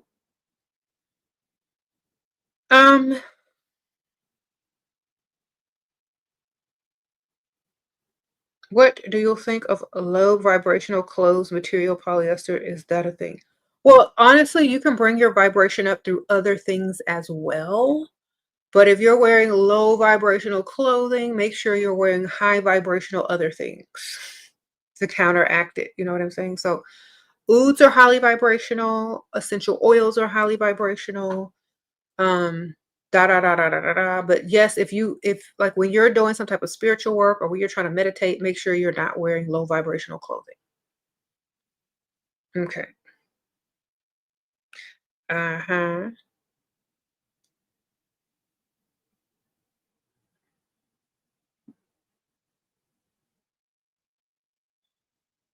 What does it mean when a cat likes you when you don't like most people? That means they like if you don't like a lot of people, it's probably because you're similar in like detecting people's frequency like a cat is. You can tell when people are, you know, not on the up and up like a cat can. And so they probably just vibing with you because y'all are on a similar frequency. Okay. Sprinkle, sprinkle. Let me see. Let me scroll. Let's see what I see. Um,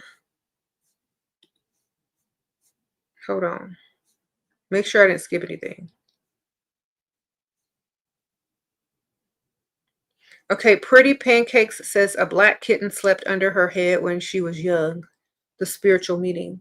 I think cats, like, because my cat used to sleep on, like, by my head as well, and she was black when I was a kid too.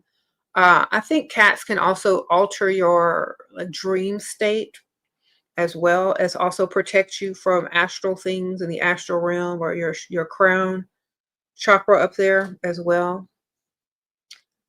Okay, I think that is also a reason. He said they spying on us with the drone. They spying on y'all with the phones. You don't have to be no drone. You don't need no drone. I think the drones are just a symbolic representation of um, an observation of a possible energy shift in the future. If you were watching earlier when me and Terraine were talking about it, we broke it down and kind of decoded it. Okay. That you can fast forward about 15 minutes ago. That's probably when we were talking about it.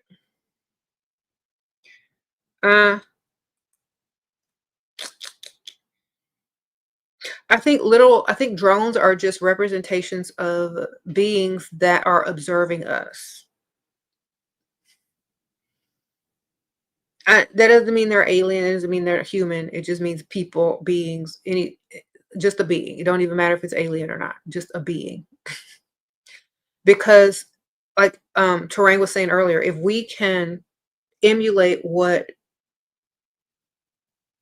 quote unquote aliens, once did to us, we can do it to ourselves. So if they were trying to control us and spy on us all the time and send us signals and all this kind of stuff, we can do the same to ourselves in order to prepare subliminally for certain things. So whether it's human or aliens, it doesn't really matter. Just did you get the message? All right. Sprinkle, sprinkle. Mm,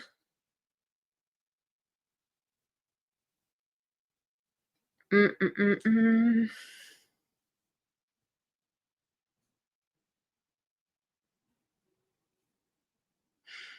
Mm. What was that movie, The Arrival? The Arrival reminds me a lot about what's happening now. But The Arrival really wasn't about aliens. It was about a shift in time, or the ability to use time, a shift in energy, a shift in knowledge, a shift in awareness throughout humanity, a shift in a lot of stuff that was about to happen. And if you watch that movie, The Arrival, people thought it was all about the aliens, but really the aliens were bringing them the gift of a different dimension of time, and which was a shift in energy and frequency and dimensions.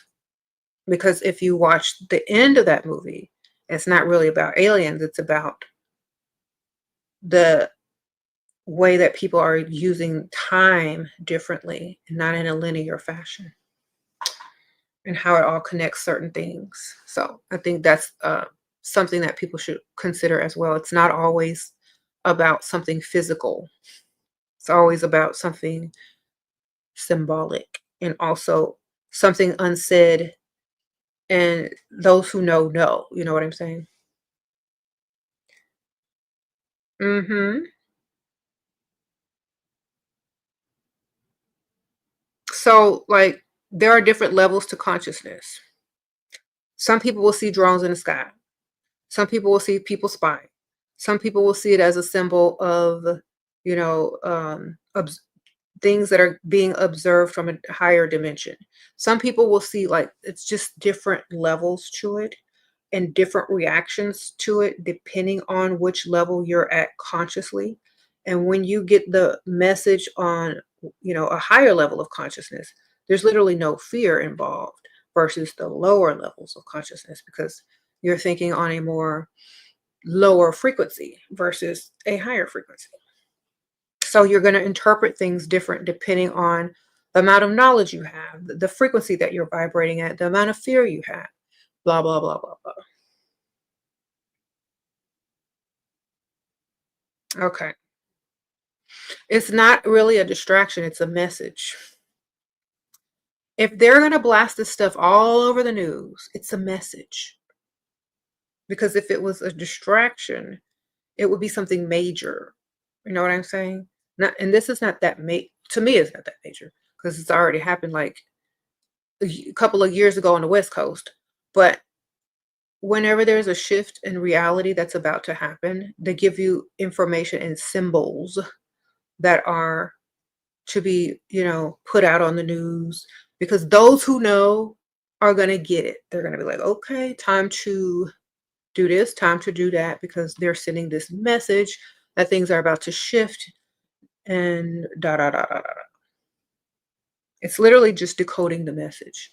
It has nothing to do with any of the material or physical things that they're saying. That's just the symbol. Okay. So if someone, like a symbol, some people, like a candle could be a symbol, right? But if you're picking this apart materially, you're not going to see the symbol. You see what I'm saying? That's all I'm saying. Sprinkle, sprinkle. Okay, so just look at the symbols of things. That's going to get you further when you're trying to interpret something that's supposedly a distraction. Mm-hmm.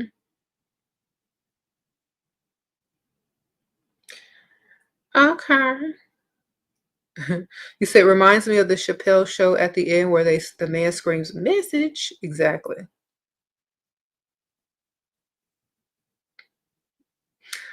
Um, I think that whole type that thing came literally from In Living Color.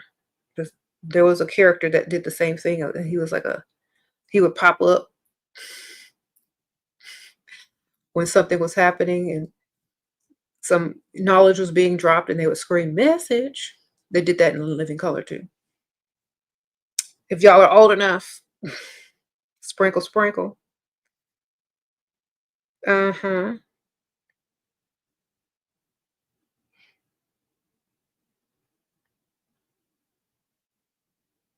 Mm-hmm. Mm-hmm. Yeah. I'm seeing it as just a literal symbolic message and nothing like for real, for real. Oh, sorry.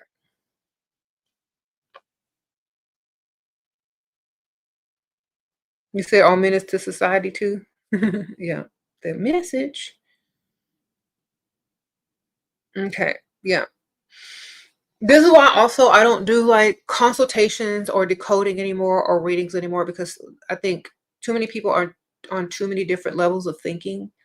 And I think it's a personal journey through in your consciousness that you must evolve or develop in order to know what's going on a lot of the times. Because like I said, it's not a message to everybody. And that's one of the things that people don't understand. Some people aren't going to get the real message. They're just going to react to the physical, thing that they're seeing. They're not getting the message. It's a message. It's like a code message. It's like if someone wanted to send a message to a large amount of conscious people that maybe were in some type of secret society or something that knew how to read symbols and knew about these type of operations that send messages this in this fashion, they would understand what the message meant versus the quote unquote normal people that will come up with all sorts of things. That message ain't for them. They're only gonna send messages out to the people that are inclined to decode them.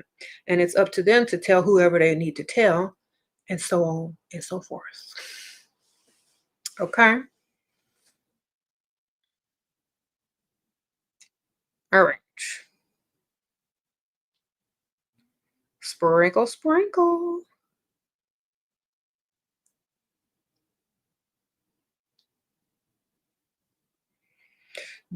Give you a must-watch movie. There's too many because a lot of movies are just coded as well. But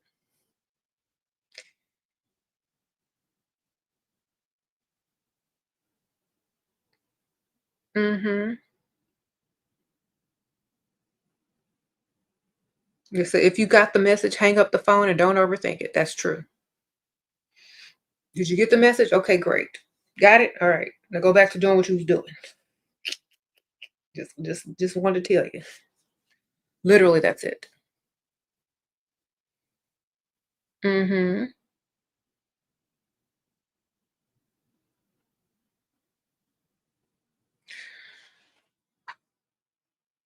Thank you. You said you were just watching my video when I interviewed the Matrix lady. Yeah, that's still out there. Yeah. Miss Sophia Stewart. Yeah, we did a video a long time ago. Yes. Um,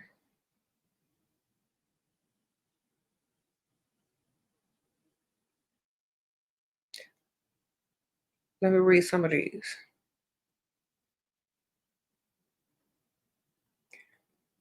You need to watch some of my decoding videos. Okay. Please do. Now, some of them I be reaching, some of them I just be touching on them. So you got to use your own discernment and level of your ability to also decode symbols and all that kind of stuff as well, because it is a personal journey. And you don't want to go too far because I've seen a lot of people that have gone too far and they base their entire life and they start to become very paranoid. So you don't want to fall into that category of overdoing it. You just want to get the coded message and go back to doing what you was doing. You know what I'm saying? Like, don't overdo it.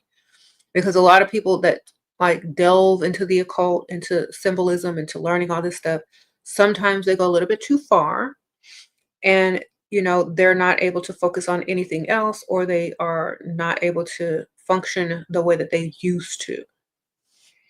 Sprinkle, sprinkle. If you're doing that, like, find something to balance yourself out with that's kind of mundane and grounding. Hmm.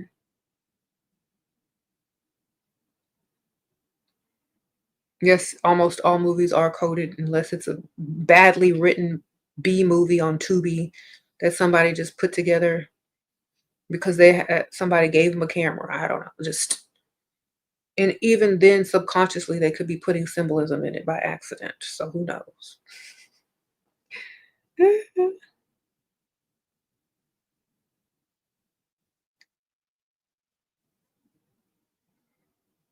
Okay. You said you always try to look for the spiritual meaning behind something. I only do that when I feel like I should, or if it's something to it. But I don't, like, now I don't do like looking for spiritual reasons behind anything unless it's something that I'm trying to focus on, or decode for other reasons. But like, it's not a main part of my daily activities.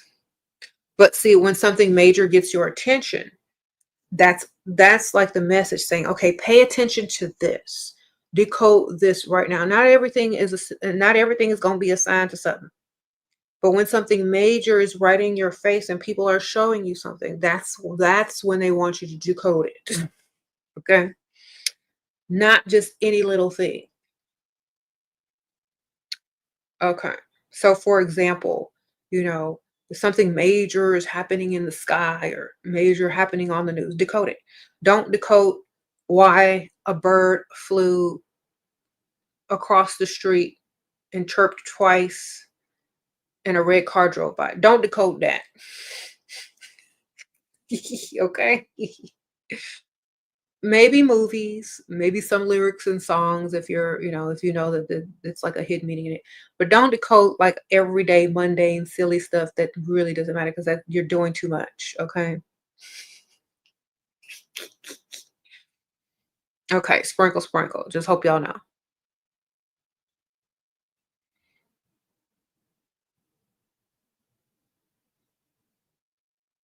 You said you bought my gold elixir and you've been taking it for 2 weeks and it is life changing.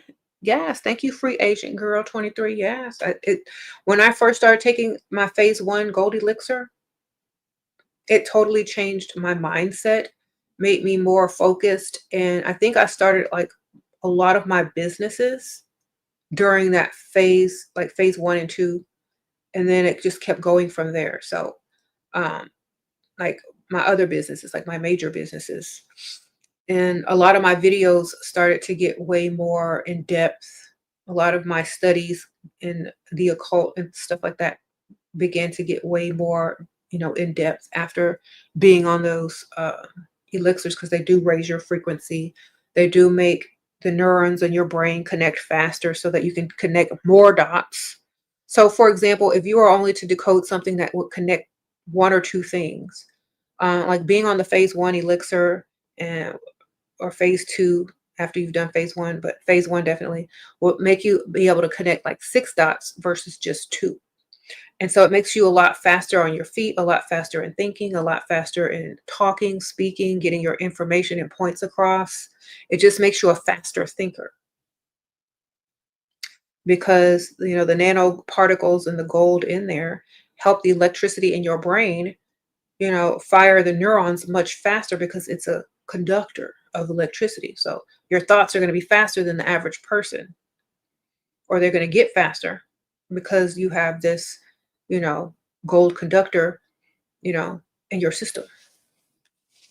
Thank you, Femind, Sprinkle Sprinkle. Hey, Shira, what roots to make your boss? What? Okay, what roots to make you a boss bee oil.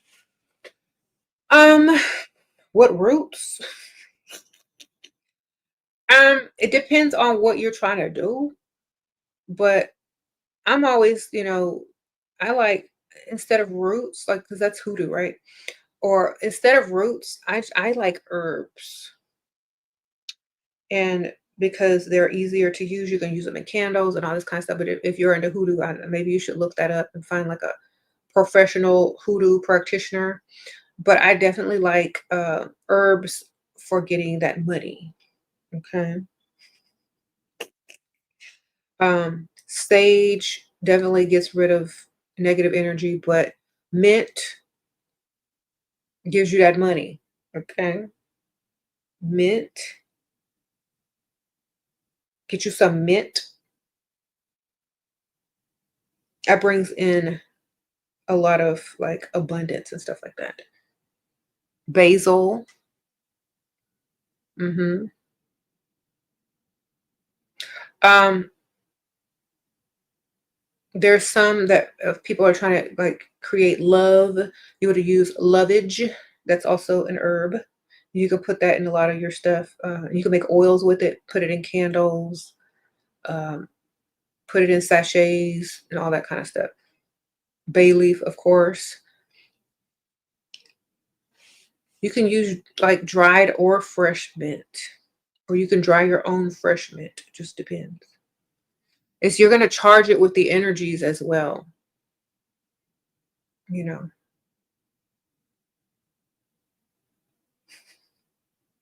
So, and you can also make incense with it as well. Like I got a bunch of stuff in here, like different herbs that you can mix together to make like a money incense, a natural herbal money incense. So you could put like bay leaf, mint, basil, different types of stones and stuff like that around it when you burn it. So yeah, or you can just sprinkle it in a candle and whatever. Or you can make an oil out of it and use a carrier oil and put the herbs in the carrier oil. Let it sit for like 2 weeks. Shake it every day. Keep it out of the sunlight so that it can get all its potency, and then you just use it as needed. You can use it to dress candles. You can use it to put on yourself. To put it on different objects that you want to attract wealth and money. Whatever. But I prefer the herbs because you can make oils with them, and you can do the same stuff with roots. You just have to be well educated on which ones to use. Sprinkle, sprinkle, because like herbs are more accessible, like in everyday life. You can go to the grocery store and get them. You can grow them. It's very easy to just go grab. And cats, like since this video is about cats, cats, they can smell and sniff certain herbs. They like catnip, so they're also, responsive to different herbs as well.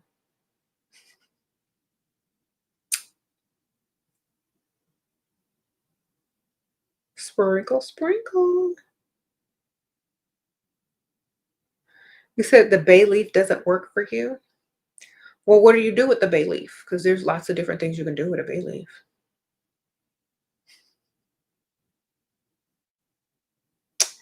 Someone said cats are devils. There's a lot of devils that are people too. Sprinkle, sprinkle. I bet you there's more people that done wrong than cats. Okay. For real, right?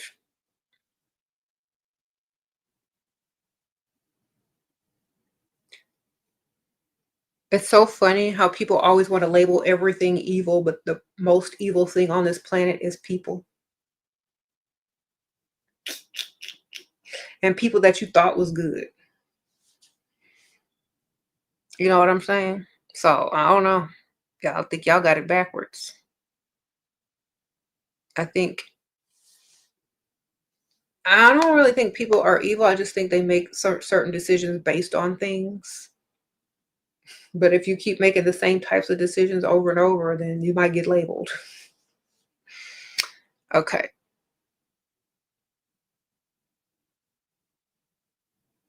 Anyway, shout out to all the cat owners. Sprinkle, sprinkle. If you're thinking about getting a pet, definitely go adopt a cat and change your home to a more magical place.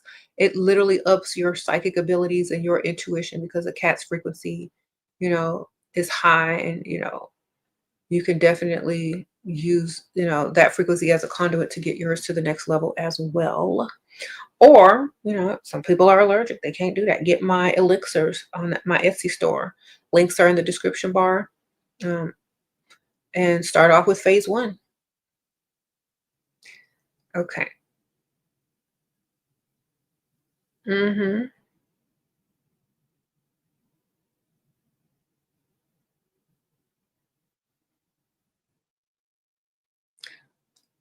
I'm going to read some of these comments. There are so many books on how to do the most basic things when you're practicing magic.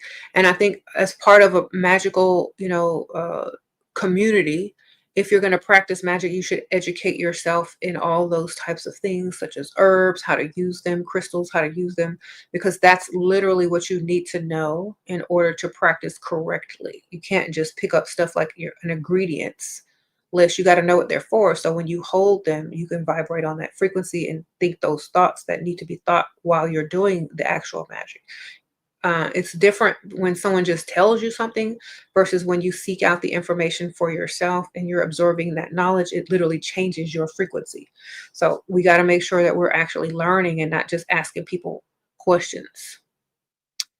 All right, so definitely get you a book or something. I do also have a online occult shop called Dark Realm Online Occult Shop. So you can find it also in the description bar, where there's lots of books. There's oracle cards, tarot cards. There's books on hoodoo, all types of magics, Wicca. There's like ancient Egyptian magic. There's a lot of the stuff about the Orisha. So there's over 4,000 items on my store, Dark Realm Online Occult Shop, that you can go through and find whatever you need for your spiritual needs. There's all different stuff that you can get on there, from crystals to jewelry to candles to books to cards to herbs to roots, all different types of books, all different types of, backgrounds and everything. So if you're more into voodoo, Santeria, or hoodoo, they have all that stuff on there too. If you're more into Wicca or folk magic, all that stuff's on there too. If you're more into angels and all that, that's on there too. So anything you need is on that shop, no matter what you're practicing. Sprinkle, sprinkle.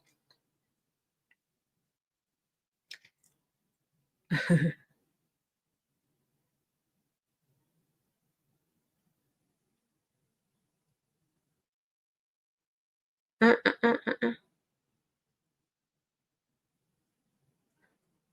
Shira, I've done more self-love candle work all year. You've received everything you've wanted and more. Letting my candles burn continuously works the best. Yes, I see. Yes, sprinkle, sprinkle. Yeah. Definitely focusing more on yourself and doing rituals and spells for yourself, you will definitely see results. So, while other people are out here doing the most for other people and trying to deal with other people, wasting their energy on other people, they could literally be putting that towards themselves to improve. So kudos to you, ma'am. Sprinkle, sprinkle. Mm-hmm.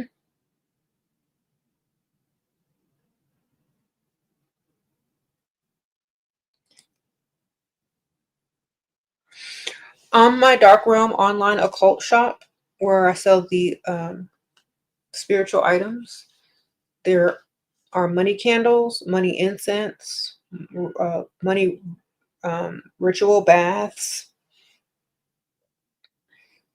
If you already got money, there's self-love candles, self-love ritual baths.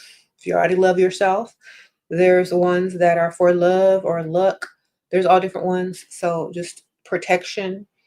So you can do them all. I don't know. But there's lots of stuff that you can definitely get on my shop.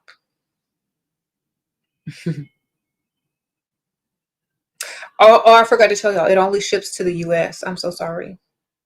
I have a drop ship company and they only ship to the US. So if you're a resident of the US, you're good. But if you live anywhere else, you might have to get someone who lives in the US to order and then ship it to you. Thank you, Natasha. Sprinkle, sprinkle. Girl, your ex-boyfriend used one of your traumas against you in the middle of an argument. You broke up with him. He's begging you to take him back. How much money do I ask? Um, if you want him back and if you want money, whatever it's worth to you. I mean, it's Christmas time, so he should be getting at least double. But, you know, when someone uses your trauma against you, that's the kind of person they are, and they know your triggers now. So eventually you're not gonna, you're not gonna feel the same way about him ever again. So definitely tell people fake traumas. So when they try to use them against you, there's no effect. And that's what I talk about on my other channel. So like, if you're going to spill all your tea and tell people your traumas and all your past and trauma dump on everybody, at least make sure it's not true. So when they at least try to use it against you, it has no effect. But some of y'all just be giving out all the codes and keys to how to trigger you and wonder why y'all are triggered. Just be lying. That way you know exactly what they're doing and how they're trying to manipulate you. And you can definitely tell. So tell them something fake. And if they keep bringing it up, you know the type of person that they are. Okay. You said, do I sell spiritual bath soap? Okay. I'm sure that there's some on my occult shop, Dark Realm Online Occult Shop.com. They got soaps. They even have perfumes. They have incense. They have everything.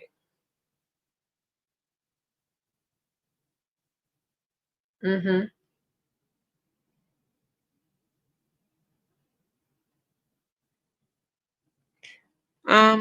You said the fake trauma hilarious. Yeah, you can see their true intent when dealing with somebody. You give them a fake trauma story. Mm-hmm. Sprinkle, sprinkle. You said I sell pills. I don't sell pills. Sorry. Sprinkle, sprinkle. What? What? That jawline is chiseled. Thank you, girl. Sprinkle, sprinkle.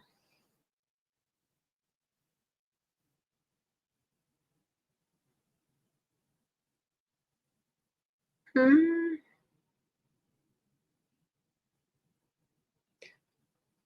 Let me read some of these. So anyway,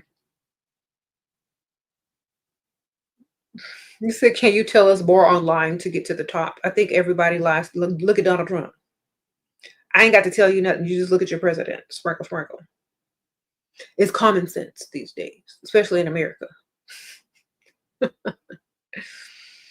Okay, sprinkle, sprinkle.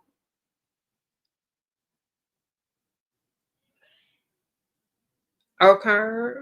I think the more acceptable term for that is fake it till you make it.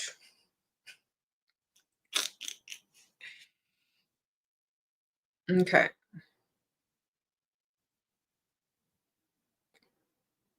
There you go.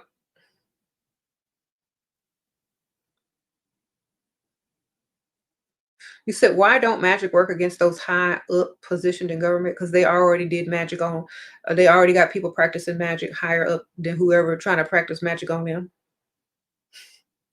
And a lot of the time, those people are in high, secret societies that do rituals and masses and control the collective with symbols that people don't even realize are symbols.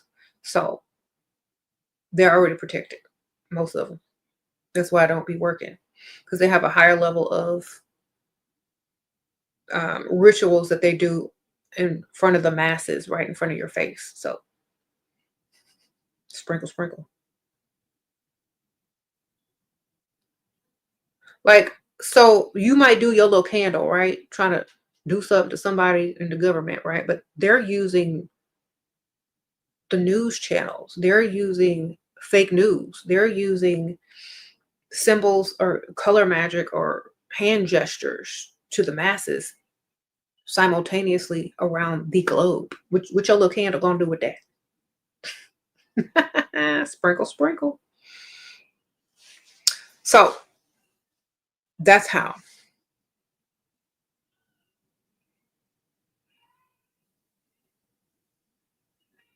And most of the time, people don't even know that they're participating in the spell to protect some of these people anyway. And the very people that are participating in the spells probably don't even like the person, but they're just using their energy as a form of protection and frequency. So that's why I be laughing at certain people, because they don't know any better.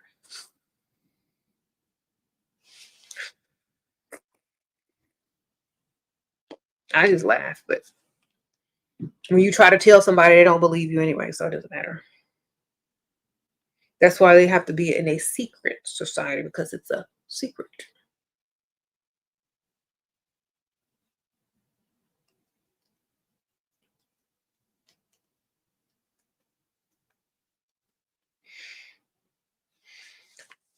Can you assign your cat to be a ward? I feel like they're very spiritual. I think if you already own a cat, they're going to do that anyway.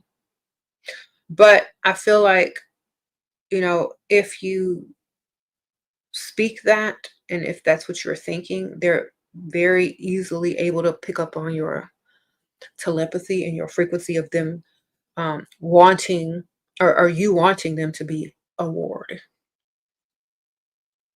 hmm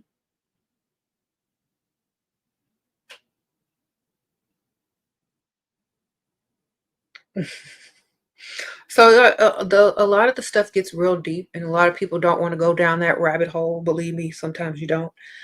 But if you just understand that a lot of stuff is not what you think it is, but don't stress yourself out about worrying about it. Just do you and get your money.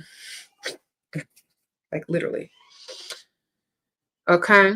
Just keep focused on what's improving your life and getting to the next level, because it's all a distraction if the message isn't for you and you don't get the message. It's all a distraction, you know. Um, I'm getting ready to go. So I appreciate y'all, everybody who sent um super chats. I appreciate you. Um, make sure I didn't miss any.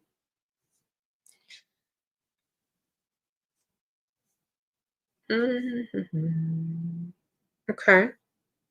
Just going through and make sure I didn't miss any. But shout out to T. Thomas for sending the biggest chat of the evening, the biggest donation of the evening. We appreciate that. Sprinkle, sprinkle. I saw that. I was trying to stay calm and not react, because I had a guest on, but thank you so much. I do appreciate that. You say you've been watching Ancient Aliens. Very interesting. Yeah. When you watch that, you got to read between the lines. That's all I'm gonna say. If you watch Ancient Aliens, read between the lines, especially in the later seasons. Okay.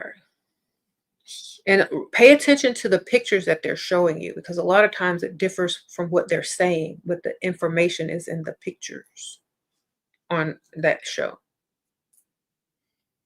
Okay. All right. So please go live here more. Yeah, I'm gonna try. You said yes. You said Thomas was the MVP of the chat. Yes. Sprinkle, sprinkle. Yeah. That made my evening, I must say. You said I'm your favorite occultist.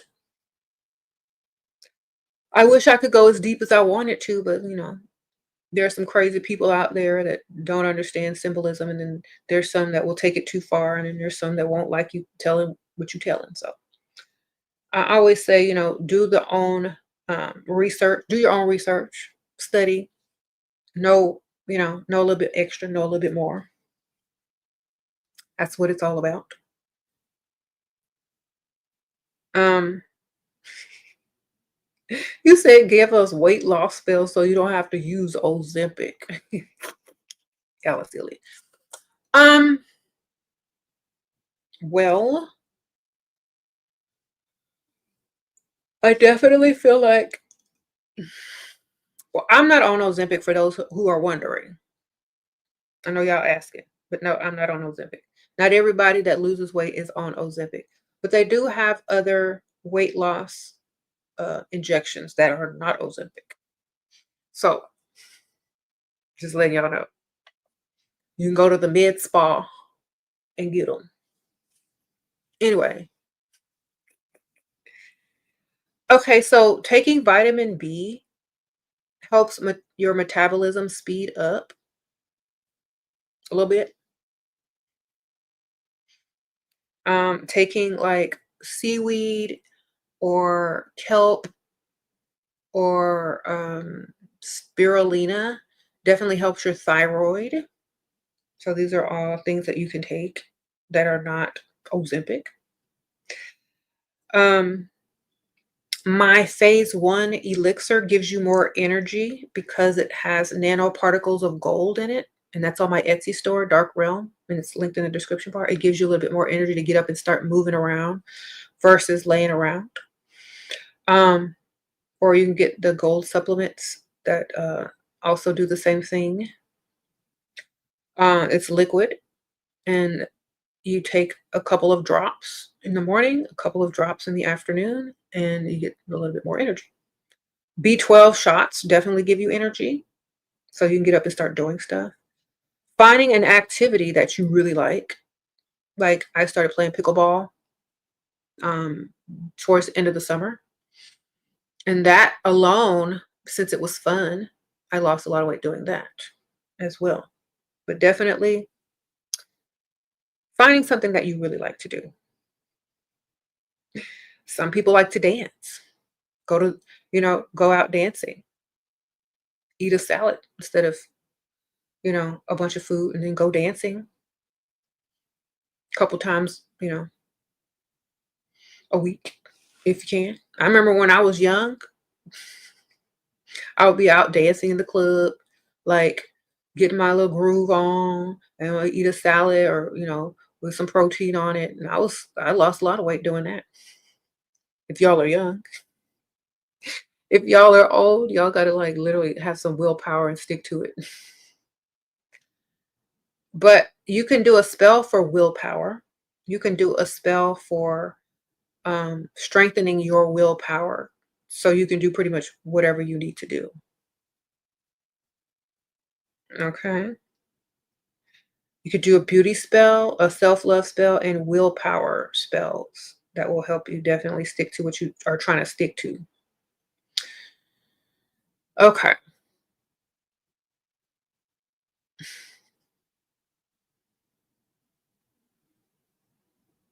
Mm-hmm. Y'all are funny. Any occult book recommendations? Just there are so many, whichever ones that you are attracted to. If you're a beginner, I would definitely find something that talks about the universal principles or the universal laws first and foremost. Learn about that first. I would say alchemy, anything that has to do with I always recommend the Complete Idiot's Guide to Alchemy, because that has universal law in it, lots of symbolism, lots of pictures, lots of examples, things broken down in layman's terms so you can understand things on a deeper level, spiritually, not just magically, but mentally and spiritually, because alchemy is like the combination of all of those things, not just light, like not just like doing like a candle ritual, but it's like literally the mental magic that goes with it. Someone says the Kabbalion. Anything that makes you think, anything that has philosophy, anything that gets you to question things and anything that gets you to learn how to think instead of what to think. Anything that's not a list of instructions that you don't understand, but you're just, you know, doing like a recipe, but you need to understand what you're doing, and that's where the alchemy comes in. Okay. Like you need to understand why you're going to use a candle. You need to understand why this herb is for this, and that comes with alchemy. Because a lot of alchemists back in the day, they used to make tinctures, elixirs, and all this kind of stuff. And they used to have to apply certain levels of heat and then cooling. And then they had to take it off right at the right moment. And they had to let it sit for so many days. So it's a process of, you know, growing your consciousness at the same time as you're creating something magical. And that energy is going into it, as well as that the time and the patience and the learning that comes with it. So as you're creating something, it's also creating you. That's alchemy. So instead of learning about, you know, how to light a spell to get your ex back, learn alchemy and you won't want him back. Okay? Sprinkle, sprinkle. Because you'll be a changed, more evolved, better person. And you will be too good for them. You see, that's the difference. And, you know, when you study alchemy, you know, the whole point is like turning lead into gold, spiritually, mentally, physically, whatever, as well as yourself. So the lead would literally be, let me break it down in terms y'all understand. The lead would literally be Pygmisha wanting her Dusty back and trying to do a spell to get him back. That's lead. Gold would be her leveling up to the next level, self-love, having the highest standards and attracting the real gold to get the gold. You see? So the whole thing is alchemy. You have to transform yourself into gold and from lead. That's literally it. You got to become a better version of yourself consciously, physically, mentally, spiritually. You won't want your ex back. Okay?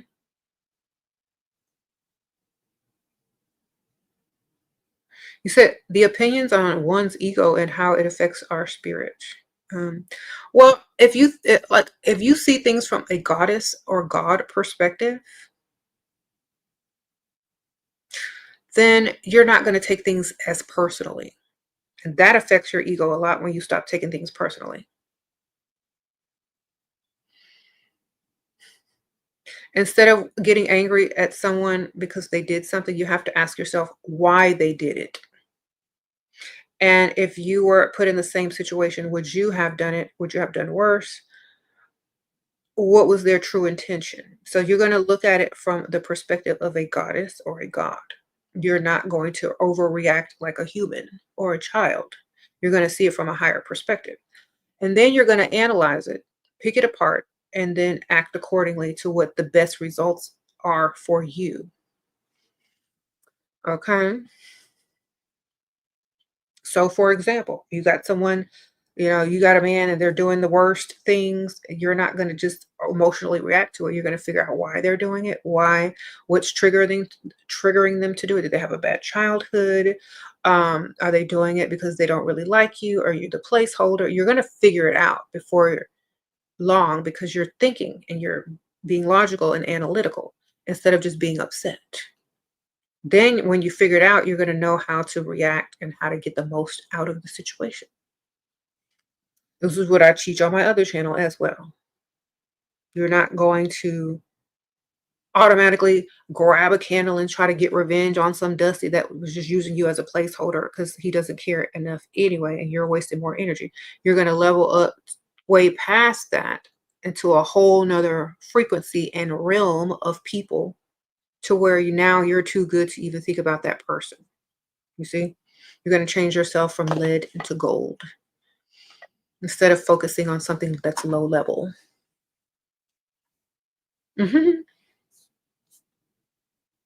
Thank you. That was so sweet. Okay. You know, doing that has saved me from judging people for their actions just by, thinking about why they did those certain things. A perfect case, like why people do certain things versus the things that have been done are two different stories. Like there's always that villain origin story where they were a victim or something like that. They never started off a certain way. But when you get a person's origin story, then it makes more sense. So it's kind of like that. Sprinkle, sprinkle. You said, wow, you've never heard alchemy explained like that. Genius. Thank you.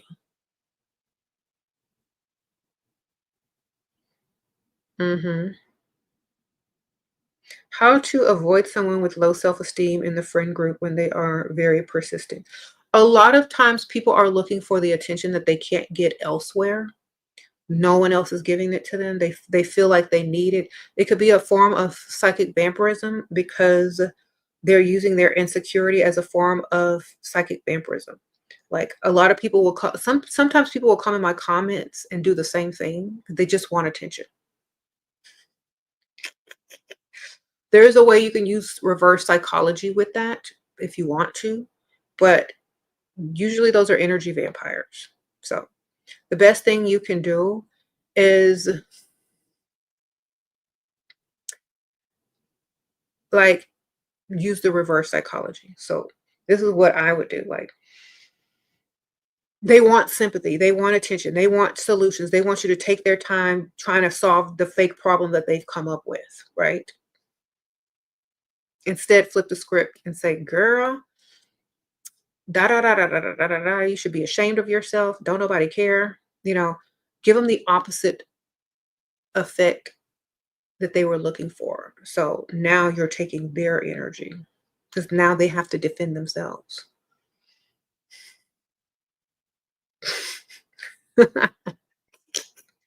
That's how you deal with them. Like, I don't feel sorry for people. If you got enough energy to come over here and tell your life story and try to spill and trauma dump on me, then you don't need sympathy. You need a hobby. Sprinkle, sprinkle. Okay. You said just ask them for money and they will leave. They might start in on how a money situation. Girl, no, don't ask them about nothing. Just tell them about themselves and dismiss. Sprinkle, sprinkle.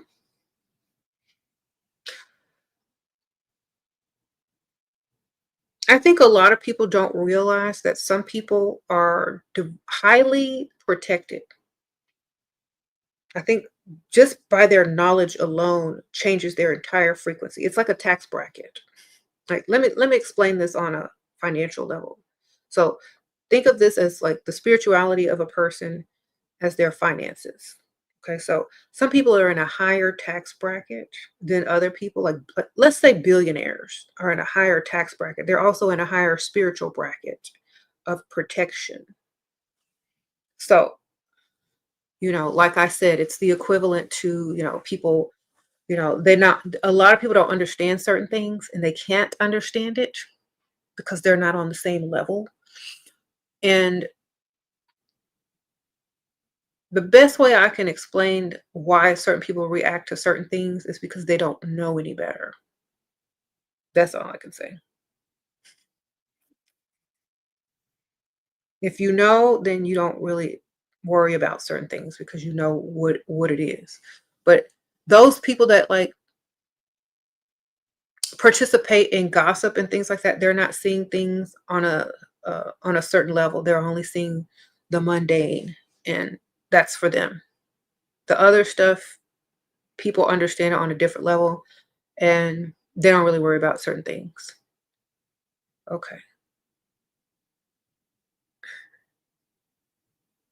Mm-hmm.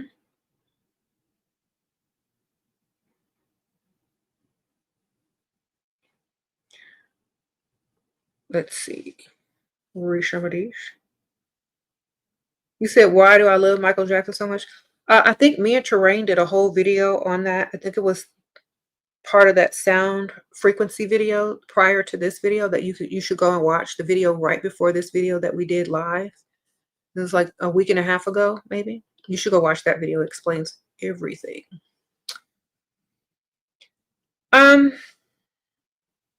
So what do you say about people that steal and copy? I think that's most people.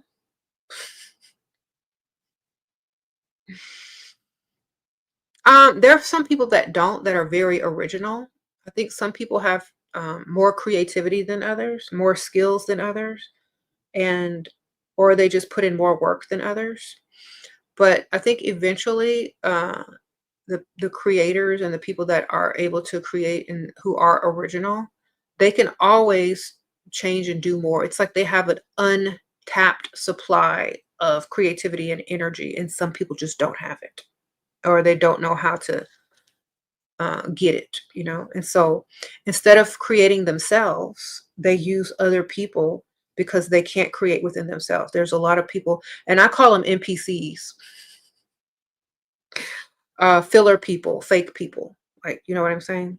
So there's a lot of people that can't create. There's a lot of people that aren't vibrating on a higher frequency in order to get that information or that frequency.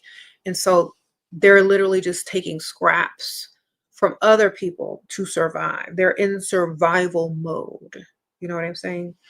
If you're using things as inspiration, or, you know, things to push you to the next level or fuel your thinking, that's different. But if you full on copy and do something like that, it's because you aren't able to tap into a certain frequency. Okay, so that's what I feel.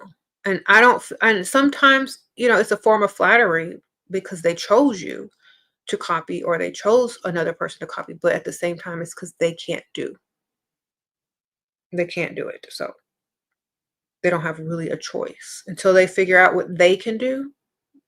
They're going to be wasting a lot of time copying other people versus learning themselves and their skill set and what they're great at, what they're talented at, and what they're passionate at. Could you imagine spending your entire life copying and pasting someone else when you could have been creating yourself? You know, at one point, you're going to wake up and say, I literally dedicated my life to a whole nother person, or a whole nother thing that I copied versus creating myself. And it's a waste. So definitely don't get caught up in being someone's, you know, copy or copying people. Get caught up in yourself, discover who you are, and take it to the next level. Okay? Sprinkle, sprinkle. Mm-mm. You said non-playable character, NPC. Yeah, I swear some people out here are filler people. Like, they're not even like their program is so basic. Like, what? What is this? I know you're not a real person. Come on now. You're a filler person. You can't be this dense and blah. Okay.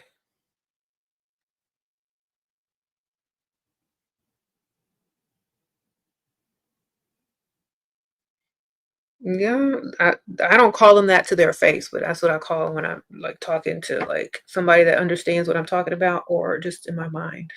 'Cause that's a filler person.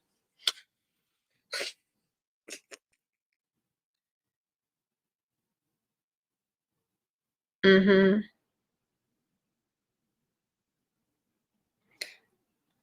Thank y'all. Y'all are so sweet. But yeah, and create yourself. That's the create yourself.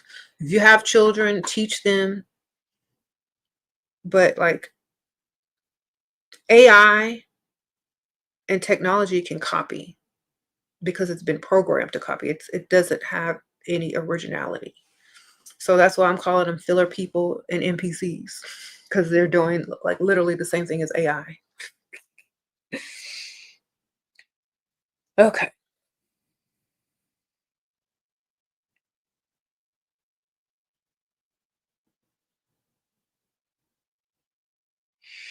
You said, how do you keep forehead wrinkles away from years?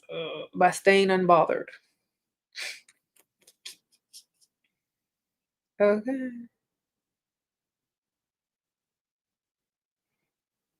By staying unbothered. Don't care. Like, I'm not even reacting. My face is not going to show any reaction. Why?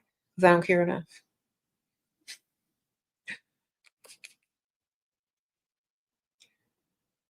Mm-mm.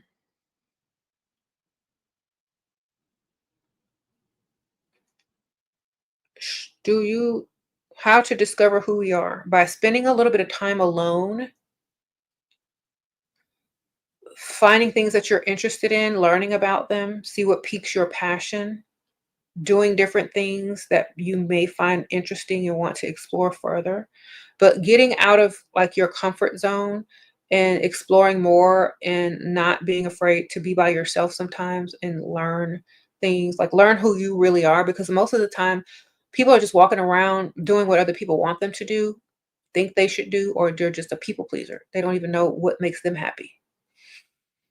So I said, if you don't know what makes you happy, if you can't be the main character in your own life or in your own story, then you should be. You should work on that. hmm I definitely think people should literally work on becoming the main character in their own life. That would be very helpful.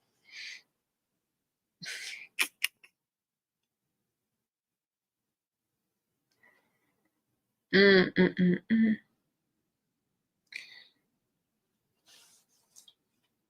Anyway, y'all like my shirt?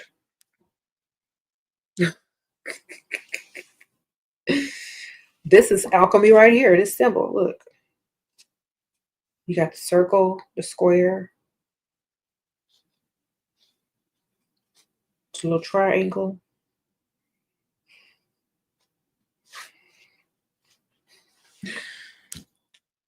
Anyway,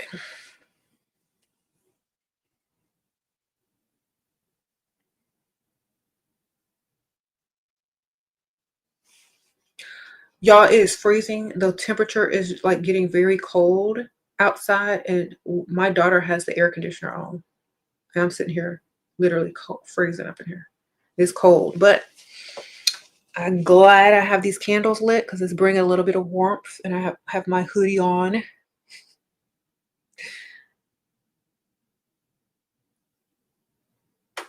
And I'm getting ready to go turn that AC to a better temperature.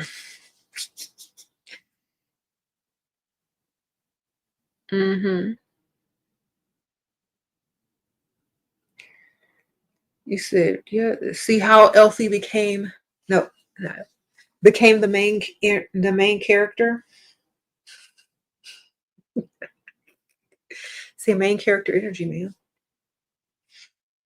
So, like, if y'all have seen that movie Wicked, she became the main character towards the end of that first part of that movie. She's like, I'm taking the lead now. Period. I do what I want. Okay.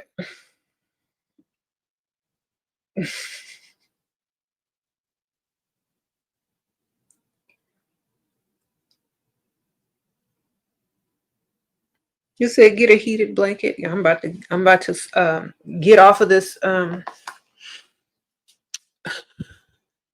camera and go turn this AC to a better or temperature. I might put the heater on. I don't even know because I don't know how cold it's supposed to get. Let me see. Who's in Houston? The weather, it's 55 degrees. I know that's not cold to some of y'all, but it's cold here. Plus they have the AC on. It's going to be like 40 something tomorrow and then 60 something. But it's still too cold for the AC.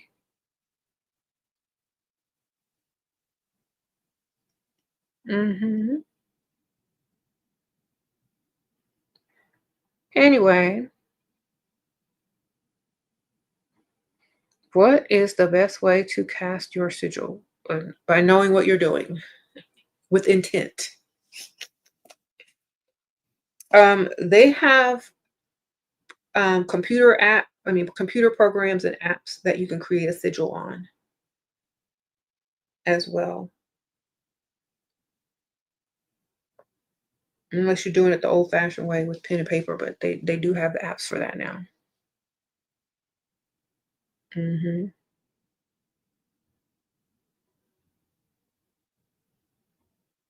They do. Go look it up. They've been had it for many, many years. I remember years and years ago, I used one to create a sigil years and years ago, like probably over 5 to 6 years ago. I used it. You can they'll even like draw it out for you, and all you got to do is print it out. So I don't remember the name of the app, or a website, but all you got to do is go on the website, type in what you want it to say, click on a couple of buttons, and then like take a screenshot of it and have it printed out.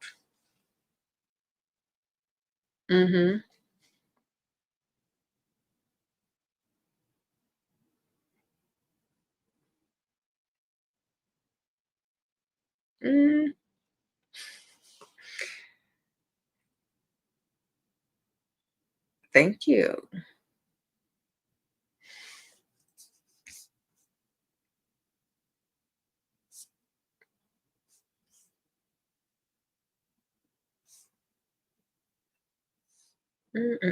Read some of these questions.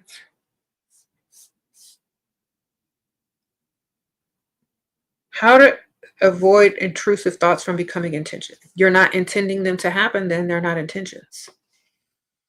So you got to mentally explain to yourself that not all thoughts are intentional, and perhaps only the things that you want to be intentional, you emphasize that this is intentional. Like you tell yourself, or you verbalize it, that this is intentional. When you do something with intention, you usually add a little extra couple of steps with it. You know what I mean? SHERA, your voice got your cat extra cuddly. I took your advice and got a pet, and now I'm obsessed with her and not a Dusty. Oh my gosh, yes. Mikey got a cat. Okay, sprinkle, sprinkle, yes. Yes, cats are so much fun to have as a pet, and also as a, little companion.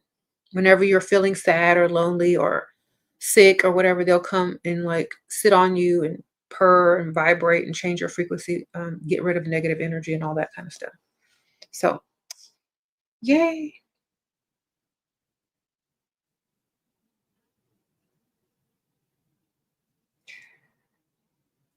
Wood. Don't they have hairless cats now? They're kind of expensive though. They kind of look a little weird, but if you're allergic to cat fur, they got hairless cats.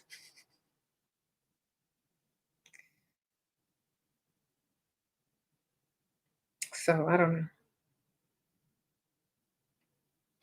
Well, anyway, thank y'all. I'm getting ready to wrap this up.